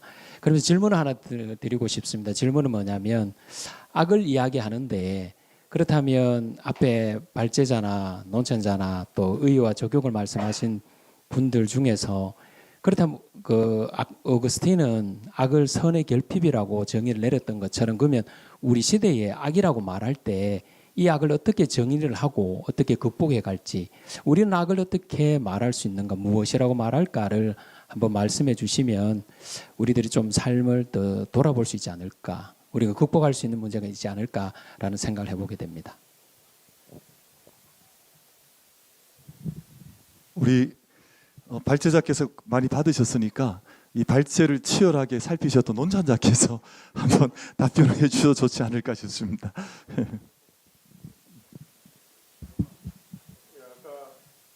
저 사회자께서 악은 무엇인가라는 질문은 큰 질문이다 그렇게 말씀을 하신 것 같은데 이제 어거스틴은 이제 선의 결핍으로 보았지 않습니까? 그래서 선의 결핍을 설명을 할 때 그러니까 이제 어두움을 얘기를 하거든요. 그러니까 빛이 비치면 어두움은 없어지지 않습니까? 예. 그러면 선의 결핍이라고 하는 것은 악인데 그럼 악은 아무것도 아니냐? 그것은 그렇지 않다고 얘기합니다. 왜냐하면 그 독일군들이 이제 가장 잔인하게 죽이는 방법이 뭔가 하면은 암실에 가두어서 빛을 보지 못하면 사람이 그렇게 고통스럽게 처절하게 죽어간다고 하거든요. 그래서 선의 결핍이라고 해서 이것이 아무것도 아닌 것은 아니다.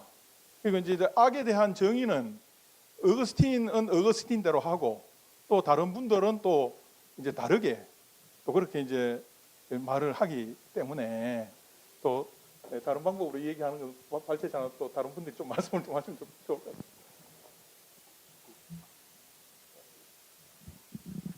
우리 박지만 목사님 답변이 괜찮으실까요? 조금 추가 질문하실 것 같은데. 그러니까 그 악이 뭔가라고 하는 게 조금 이제 너무 폭이 크긴 크지만 그렇다면 발제자나 논찬자나 준비하시면서 우리가 김동훈 교수님의 신정론을 하고 있기에 혹시 교수님께서 악을 어떻게 정리하시는 거에 대해서 보시거나 한 부분이 있으면 이 정도쯤은 우리가 악이라고 정의를 내릴 수 있지 않을까라고 한 부분을 답변을 가능하겠습니까? 다음 발제 때 아마 그 악의 기원 이렇게 해서 이제 교수님께서 그것을 뭐 초월적인 거 뭐 여러 가지 이렇게 말씀을 하실 것 같고요.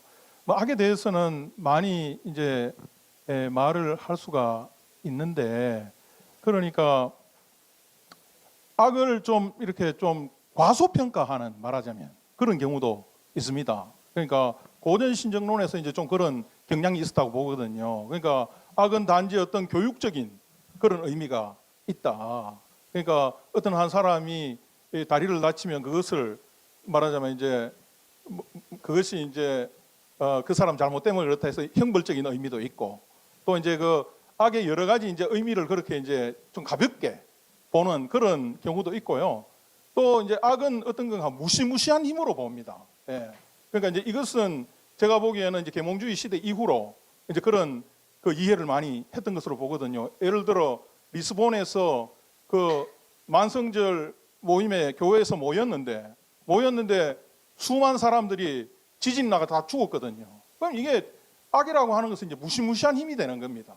그러니까 우리가 악을 정의를 할 때 좀 개인적이고 고난 정도로 이렇게 이제 볼 수도 있고 또 어떤 경우는 무시무시한 힘으로 볼 수도 있고 그러니까 어떻게 보느냐에 따라서 그러니까 이제 악에 대처하는 방법도 다를 것 같고요. 그러니까 여러 가지 형태로 우리가 그러니까 설명을 하고 이해할 수 있지 않을까. 예, 그 생각은 드는데요. 예. 네, 우리 윤재현 목사님께서 질문해 주시겠습니다. 박준만 목사님보다가 더 멀리서 온 영주선 윤재현 목사입니다. 발제자들이 자꾸 모호한 얘기를 하는 것 같아서 2000년 전의 이야기, 5000년 전의 얘기, 10,000년 전의 이야기 하지 마시고 악을 규정하라고 했더니 어거스틴 너무 먼 나라 얘기를 지금 하는 것 같아서 확확 안 와닿습니다. 악이 뭐냐고 박진만 목사님이 질문을 했더니 최영 목사님도 그렇고 뭐 답을 피하는 것인지 알고 있는데 정확하게 좀 적나라하게 이야기를 좀 해주면 좋겠는데, 악을 만날 때 고통하는 나는 어떻게 해야 되는지 방법론을 좀 이야기해 주시고요. 현실 정치 앞에서, 현실 사회 앞에서 악이 정확하게 지금 우리나라에서 어떤 거라고 지금 봐야 합니까? 우리가 악을 구별할 수 있는지요? 그러니까 왜 자꾸 모호하다고 생각하는지 모르겠는데요. 책을 읽어보셨고 발제물을 읽어보셨고 발제를 발표를 했는데 각 모델마다 악을 정의한 게 다 나왔잖아요. 그죠? 예를 들면 투쟁의 신정론에서는 악을 어떻게 보는지 다 얘기했고 다 했는데 우리 개인적인 입장을 묻는 건지 아니면 지금 오픈 스터디인데 교수님의 입장을 묻는 건지, 교수님 입장을 물으니 다음에 더 정확히 나오니까 그 다음에 보면 되겠습니다. 답을 한 거고, 그죠? 지금 저희 개인적인 악에 대한 정의를 물어보는데 그게 뭔 의미가 있겠어요? 지금 여기서는, 그죠? 우리가 오픈 스터디를 모였기 때문에 지금 이 주제에 대한 책에 대한 내용을 한다면 교재 지금 발제문도 다 이렇게 입장마다 악이 뭔지를 정리하고 있기 때문에 그걸 보시는 게 제일 정확할 것 같습니다. 그러니까 지금 윤재현 목사님 얘기하신 거는 투쟁의 신정론에서 얘기하는 악에 대한 문제를 좀 간접적으로 표현을 하셨어요, 그죠? 그러니까 그런 걸 이미 투쟁의 신정론에서 악은 이렇게 본다라고 얘기했기 때문에 그걸 굳이 뭐 여기서 우리가 또 그러니까 그것을 다음에 보십시다 하지 마시고 여기서 질문이 나왔으니 조금이라도 연지를 주셔라, 이렇게 말씀을 한번 드리겠습니다. 교수님께서 이번 그 6장, 7장에 보면 나오듯이, 그러니까 이제 이 악이라고 하는 것이 20세기 중반 정도까지는 그러니까 인간과 인간 사회, 그러니까 인간에게 있는 악 또는 사회에 있는 악, 이렇게 이제 그렇게 이야기가 됐었고요. 그리고 20세기 중반 이후로는 그 자연에도 악이 있다, 이제 이렇게 이제 보는 거 아니겠습니까? 그러니까 이제 악을 정의하는 것이 사실은 쉽지가 않습니다. 그런데 교수님께서요, 이제 우리 오늘 그 발제하는 내용 중에 이제 그런 식으로 이제 설명을 해놨기 때문에 이제 그렇게 얘기를 하는 것이죠. 저는 그게 모호하다고 생각하지 않습니다. 네. 예. 아마 우리 윤재현 목사님 제가 어떤 의도인지 좀 알 것 같은데, 아마 우리 윤 목사님이 사실은 그 지역 사회 안에서 그 지역이 가지고 있는 어떤 이제 구조적인 악이나 그 도시가 가지고 있는 여러 가지 그 한계 상황 앞에 이제 실천가로 열심히 뛰고 계시다 보니까 아마 조금 더 명확한 좀 악에 대한 부분들을 제가 짚고 나가는 것이 필요하지 않을까. 아마 프라시스를 열심히 하시는 실천가 입장에 좀 그런 질문을 하신 것 같습니다.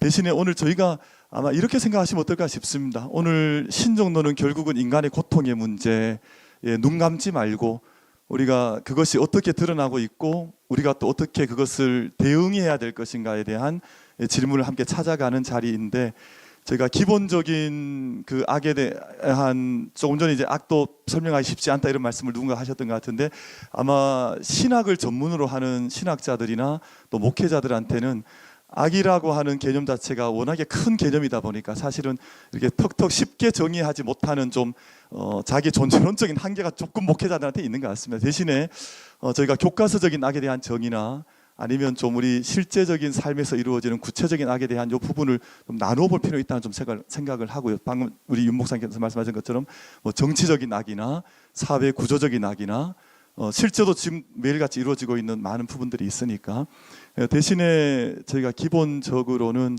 저희가 텍스트 안에 있었던 악에 대한 분류를 좀 해보자면 뭐 그런 좀 단어들이 있었던 것 같아요. 악에는 도덕적 악이 있다. 이 말은 결국은 인간성이 타락하는, 또 인간이 어떤 어둠에 이렇게 노출되어져서 좀 인격이 결함이 있다거나 아니면 악한 의지로 자기 자신이 이렇게 늘 좀 점철되어진다거나 하는 이런 도덕적 악이라는 범주가 있는 것 같습니다. 그리고 자연의 악도 있습니다. 그러니까 우리가 자연의 악도 이 교과서 안에 텍스트 안에 좀 자연히 설명을 하고 있습니다만, 자연 안에서 벌어지고 있는 어두운 일들, 저는 저기 이렇게 동물 나오는 프로그램 되게 좋아하는데, 동물들도 참 우리는 착하다고 생각하지만 악한 게 너무너무 많더라고요. 그러니까 예를 들면 뭐 사자 같은 경우에도 다른 종족 프라이드라고 하는데 다른 종족을 만나면 새끼까지 그냥 다 죽여버리는, 그러니까 동물들도 저렇게 악할 수 있을까 하는 생각을 할 만큼 자연 속에 있는 악도 있고요. 근데 최근에는 저희가 다음 시간에 좀 더 이제 발전을 시키겠습니다만 이 땅에 자연이 겪는 피조 세계가 겪는 악의 문제나 또 우주적인 악도 있더라. 그러니까 오늘 아마 우리 앞에서 지금 발제자들께서 조금 약간은 미약하게 답변할 수밖에 없었던 이유가 악이 갖는 그 범주가, 악의 범주가 지극히 개인적인 내면에서부터 실제로 사회 안에서 이루어지고 있는 가정이 또 악이 좀 얼마나 많은지 모릅니다. 사실 가정 폭력의 문제나 또 마약의 문제나 사실 길 잃어버린 악의 문제가 하도 많다 보니까, 근데 오늘 아마 질문하셨던 목사님이나 우리 실천하시는 분들은 실제로 사회 안에서 벌어지고 있는 정치적인 악과 거짓의 문제나 어둠, 힘 이런 것들이 워낙에 많은데 왜 그런 것들을 좀 이야기하지 않냐, 아마 그런 질문을 좀 하셨던 것 같습니다. 그래서 오늘 저희가 이 정도 선에서 아마 그런 큰 좀 거대 악이라 그럴까요? 거대 악이 지금도 전쟁과 같은 큰 악도 있고 또 실제로는 우리가 작은 거짓말하는 것들도 악의 범주 안에 다 넣을 수 있지 않을까 생각하는데, 이게 워낙에 좀 큰 스펙트럼 안에 악이 있는 것이구나 라고 생각을 좀 하는 것인데, 대신에 지금 교부 시대부터 계속해서 흘러왔던 악에 대한 이제 대응에서 나왔던 이 신종론의 문제도 역시 이 모든 우리가 생각할 수 했던 아까 이제 1000년 전, 2000년 전 얘기를 하셨는데 그때마다 악의 문제에 대한 답을 이렇게 시도를 했던 것 같습니다. 그래서 오늘 또 저희가 이 자리에 모이는 이유가 오늘 우리에게 주어져 있는 악의 문제를 우리는 얼마나 치열하게 붙들고 있는가 하는 것을, 그래서 누군가에게는 악이라고 생각하는 누군가에게 악이 아닐 수도 있고 어떻게 보면 참 어려운 문제인 것 같습니다. 그래서 이 문제도 보다 더 좀 정치하게 조금 더 깨어있는 눈으로 이 악의 문제를 바라보자 하는 것들이 오늘 대화의 좀 어떤 방향이 아니었을까 하는 그런 생각을 좀 해보는데, 미약함이 있겠지만 다음 시간까지 해서 좀 논의를 계속 좀 모아가면 좋겠다 하는 그런 생각은 좀 있습니다. 질문이 나왔으니까 바로 답을 하면 제 얘기를 묻는 거 아니잖아요. 교수님의 악이 뭐라고 하냐는 거잖아요, 그죠? 교재 500 우리 책 535페이지 보면 교수님께서 이렇게 얘기해요. 하나님의 선한 의지에 반하는 것, 구체적으로는 하나님의 창조 의지와 생명에 반하는 것, 곧 무화시키는 힘과 반생명의 힘으로 규정한다. 교수님 그렇게 정리를 하셨어요. 이걸 궁금하셨던 거죠? 이걸 묻는 건가요? 아니면 제 개인적인 의견을 묻는 건가요?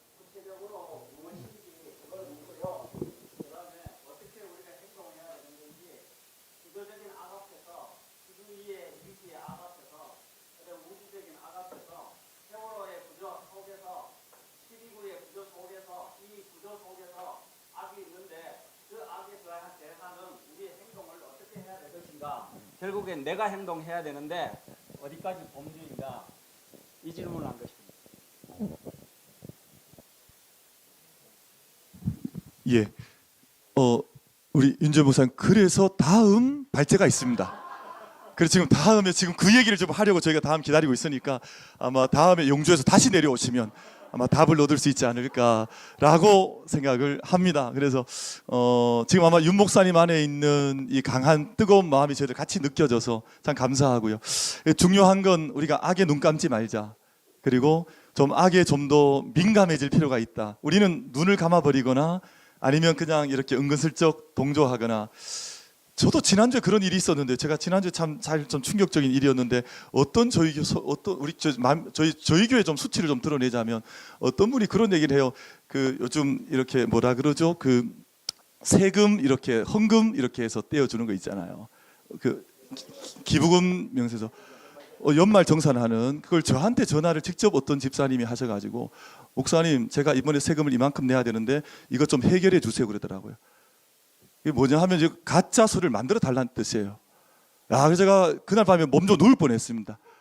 사실은 왜냐하면 교회 공동체는 세상의 모든 악에 대해서 가장 민감하게 하나님에 대해서 배치될 모든 것들을 경계하고 두려워해야 되는데, 이게 오히려 우리 안에 조장이 되거나, 제가 그래서 좀 단호하게, 그리고 좀 왜 안 되는지 설명을 좀 하긴 했거든요. 근데 많은 경우에 사실 윤 목사님 지금 아파하는 것처럼 그냥 같이 동조하거나 아니면 같이 눈을 감아버리거나 하는 일들이, 악의 종류가 워낙에 많다 보니까 사실은 저희가 다 분류할 수는 없지만 그런 아픈 이야기들이 우리 주변에 늘 있는 건 아닌가 뭐 이런 생각을 좀 해보게 되는 것 같습니다. 그래서 윤 목사님 말씀하시고 있는 아주 구체적인 일들도 오늘 말씀 많이 해주셔서 감사드리고 저희들 안에 저희가 신학적인 대단히 이론적이거나 아니면 실천적인 이야기들을 이 텍스트 안에서 할 수가 있지만 또 이 이야기를 하는 이유는 보다 우리 교회 현장이나 이 역사 우리 사회 안에서 이루어지고 있는 일들에 대해서 우리는 어떻게 눈을 떠야 하는가에 대한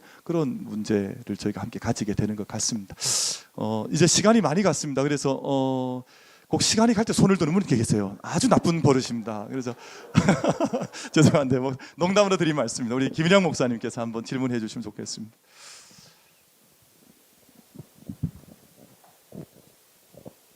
네, 경주에서 온 김일향 목사입니다. 오늘 그 발제에서 질문이라기보다는 제가 조금 생각이 드는 부분이 있어서 좀 나누고 싶은데요. 그 하나님의 주권과 인간의 책임과 그 악의 극복이라는 그 세 가지 쟁점을 가지고 이야기하셨는데 우리가 보통 악을 대할 때 하나님 왜 이런 일이 일어났습니까라고 우리의 질문이 하나님께로만 향해서는 안 되겠다라는 그런 생각을 좀 하게 됐습니다. 왜냐하면 인간의 책임성이라는 부분이 있기 때문에 그래서 악을 대할 때 하나님께도 질문을 하지만 왜 이런 일이 일어날 수밖에 없었는가라고 나 자신과 우리 안에서도 이런 질문이 같이 일어나야 되지 않는가라는 그런 생각을 좀 하게 됐습니다.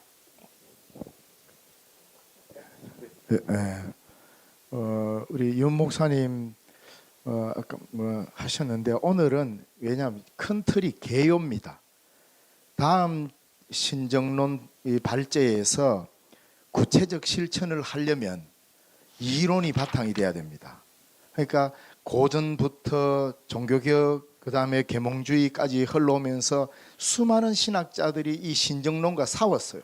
그걸 답을 얻으려고 그렇게 치열하게 했던 이 이론들 이 개요들을 잘 알아야 그 다음에 우리의 실천이 바탕이 탄탄해집니다. 그래서 다음 신정론 발제 때는 이제 신정론에 대한 이 악에 대한 우리 실천의 문제 또는 어떤 프로그램에 참여할 것인지 교회가 무엇을 해야 될 것이냐 구체적인 게 나옵니다. 이게 순서가 바뀌어 버리면 우리가 제대로 못 배웁니다. 그러니까 이번에는 조금 답답할 수도 있겠지만 전체 틀을 잘 잡으시고 책을 읽어보면 그래서 고전의 위대한 교부들로부터 시작해서 현대 신학자까지 쫙 열거해서 신정론을 다루었잖아요. 그러니까 이 작업이 안 되면은 실천 이야기할 때 굉장히 실천이 엉뚱한 데로 가게 됩니다. 근데 그 사람들을 다 종합해가지고 교수님이 실천적 방향을 신학적으로 딱 제시했기 때문에 매우 탄탄한 구조를 갖고 있는 거죠. 그래서 오늘 조금 답변이 안 되는 거는 다음 시간에 충분히 답변이 될 겁니다. 놀라운 답변이 될 거라고 저는 생각합니다. 왜냐하면 여러분 책을 안 읽어보신지 모르지만 책을 읽어보면 가슴 뛸 겁니다. 예. 아 이래서 책 한 권이 한국 교회를 바꿀 수 있겠구나라는 생각이 들 만큼 놀라운 통찰을 갖게 될 겁니다. 네, 우리 다음 시간에 대한 광고를 우리 박정우 소장님께서 이렇게 해주셨습니다. 감사드리고 저희들 우리 김일영 목사님 말씀에서도 전적으로 동감하는데 저희가 보통 신정론에 대한 이야기를 하면 보통 이제 하나님의 정의 또 하나님은 옳으신가를 질문을 하는데 사실 많은 경우 저희가 놓치고 있는 것들이 우리 인간은 그럼 어떻게 해야 돼? 인간은 어떻게 참여해 왔냐?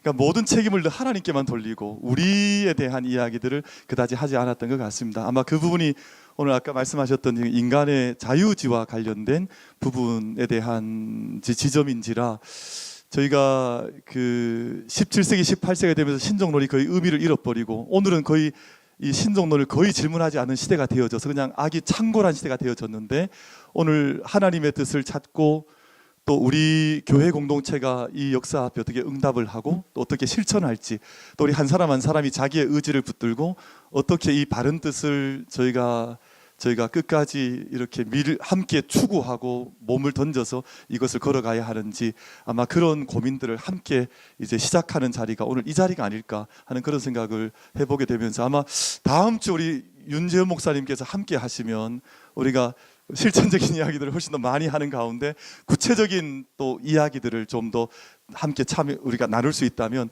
우리 모두에게 주는 아마 인사이트가 많지 않을까 그런 생각을 해보게 되었습니다. 이제 질문 없으시죠? 예.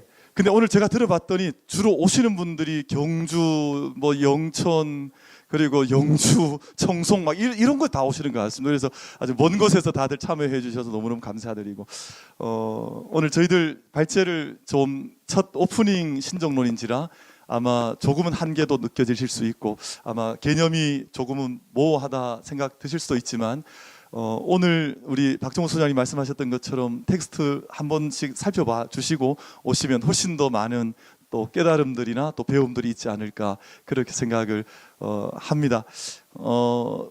오늘은 이 정도로 저희가 좀 마무리해도 좋을 것 같고 그러면 이 시간 저희들 오늘 우리 발제를 맡으셨던 우리 이은성 목사님께서 우리 기도해 주시고 네. 네. 오늘 시간 관계상 저희가 아마 지금 질문이 사실 좀 많았습니다. 왜냐하면 종이로 올라온 질문도 있고 그리고 온라인상의 질문도 있긴 한데 저희가 다 살펴서 답변 드리지 못하는 점을 우리 온라인에서 참여하시는 우리 참여자들께 양해의 말씀을 좀 드리니까 좀 잘 이해해 주시면 감사하겠습니다. 우리 이은수 목사님께서 기도하신 후에 제가 마무리 조금 해서 말씀드리고 맺을 수 있도록 그렇게 하겠습니다. 여전히 계속되는 고통과 악의 문제 앞에서 하나님의 섭리하심과 하나님의 뜻을 추구하며 함께하였습니다. 하나님, 이 시대 가운데 신학함의 의미가 또 신앙을 가지고 살아가는 의미가 무엇인지 진지하게 고민하며 질문하게 하시고 그 답을 찾아가게 하옵소서. 우리를 선한 길로 인도하시는 하나님의 섭리 가운데 오늘 우리의 이 첫걸음이 더욱더 힘찬 발걸음으로 이어지게 하시고 한국교회와 또한 기독교를 새롭게 세워나가는 귀한 운동이 되게 하여 주옵소서. 함께한 모든 이들 가운데 주님께서 늘 함께 해주시고 주님의 선한 길로 인도하시러 나오며 예수님의 이름으로 기도합니다. 아멘. 네, 감사합니다. 우리 세 분께 다시 한번 좀 박수해 쳐주시고요. 우리 아신신앙연구소에서 오픈 세미나를 함께 준비하고 있고 구체적인 실무는 우리 학술 위원회에서 발제들과 이 모든 것들 준비하는데 우리 학술위 섬기시는 우리 총무 되시는 우리 우연초 목사님께서 나오셔서 우리 마지막 강고 해주시고 우리 헤어질 수 있도록 그렇게 하겠습니다. 몇 가지 광고 드리도록 하겠습니다. 오늘 이렇게 많이 와주셔서 감사드립니다. 여러분 모두 다 오늘 우리 신정론 1차 개론을 하였는데 떡밥을 아마 물으신 걸로 그렇게 알고 6월 17일 날에 2차 때에 우리 악의 발생, 악이란 무엇인가, 우리가 또 구체적으로 어떻게 이것을 해결해내야 될 것인가에 대해서 좀 얘기를 해보려고 하니 많이들 참석해 주시고요. 우리 또 8월 달에는 이 신정론에 대하여서 우리 김동건 교수님하고 직접적으로 이렇게 대담을 하려고 합니다. 그래서 8월 26일 날 아신 세미나에 오시면은 그때는 우리 교수님한테 직접적으로 또 질문하고 또 강의 받는 그런 시간 가지도록 하겠습니다. 이상입니다. 네, 감사합니다. 우리 서로 좀 박수하시고 오늘 전체 시간 마무리할 수 있도록 그렇게 하겠습니다. 우리 함께 해주신 것 감사드리고 우리 또 유튜브로 함께 하신 모든 분들께도 감사드립니다. 우리 조심해서 잘 돌아가 주시면 우리 전체 사진 찍나요? 우리 전체 사진을 한번 남기겠다고 하니까 역시 제일 중요한 건 사진인 것 같습니다. 우리도 내려가서 같이.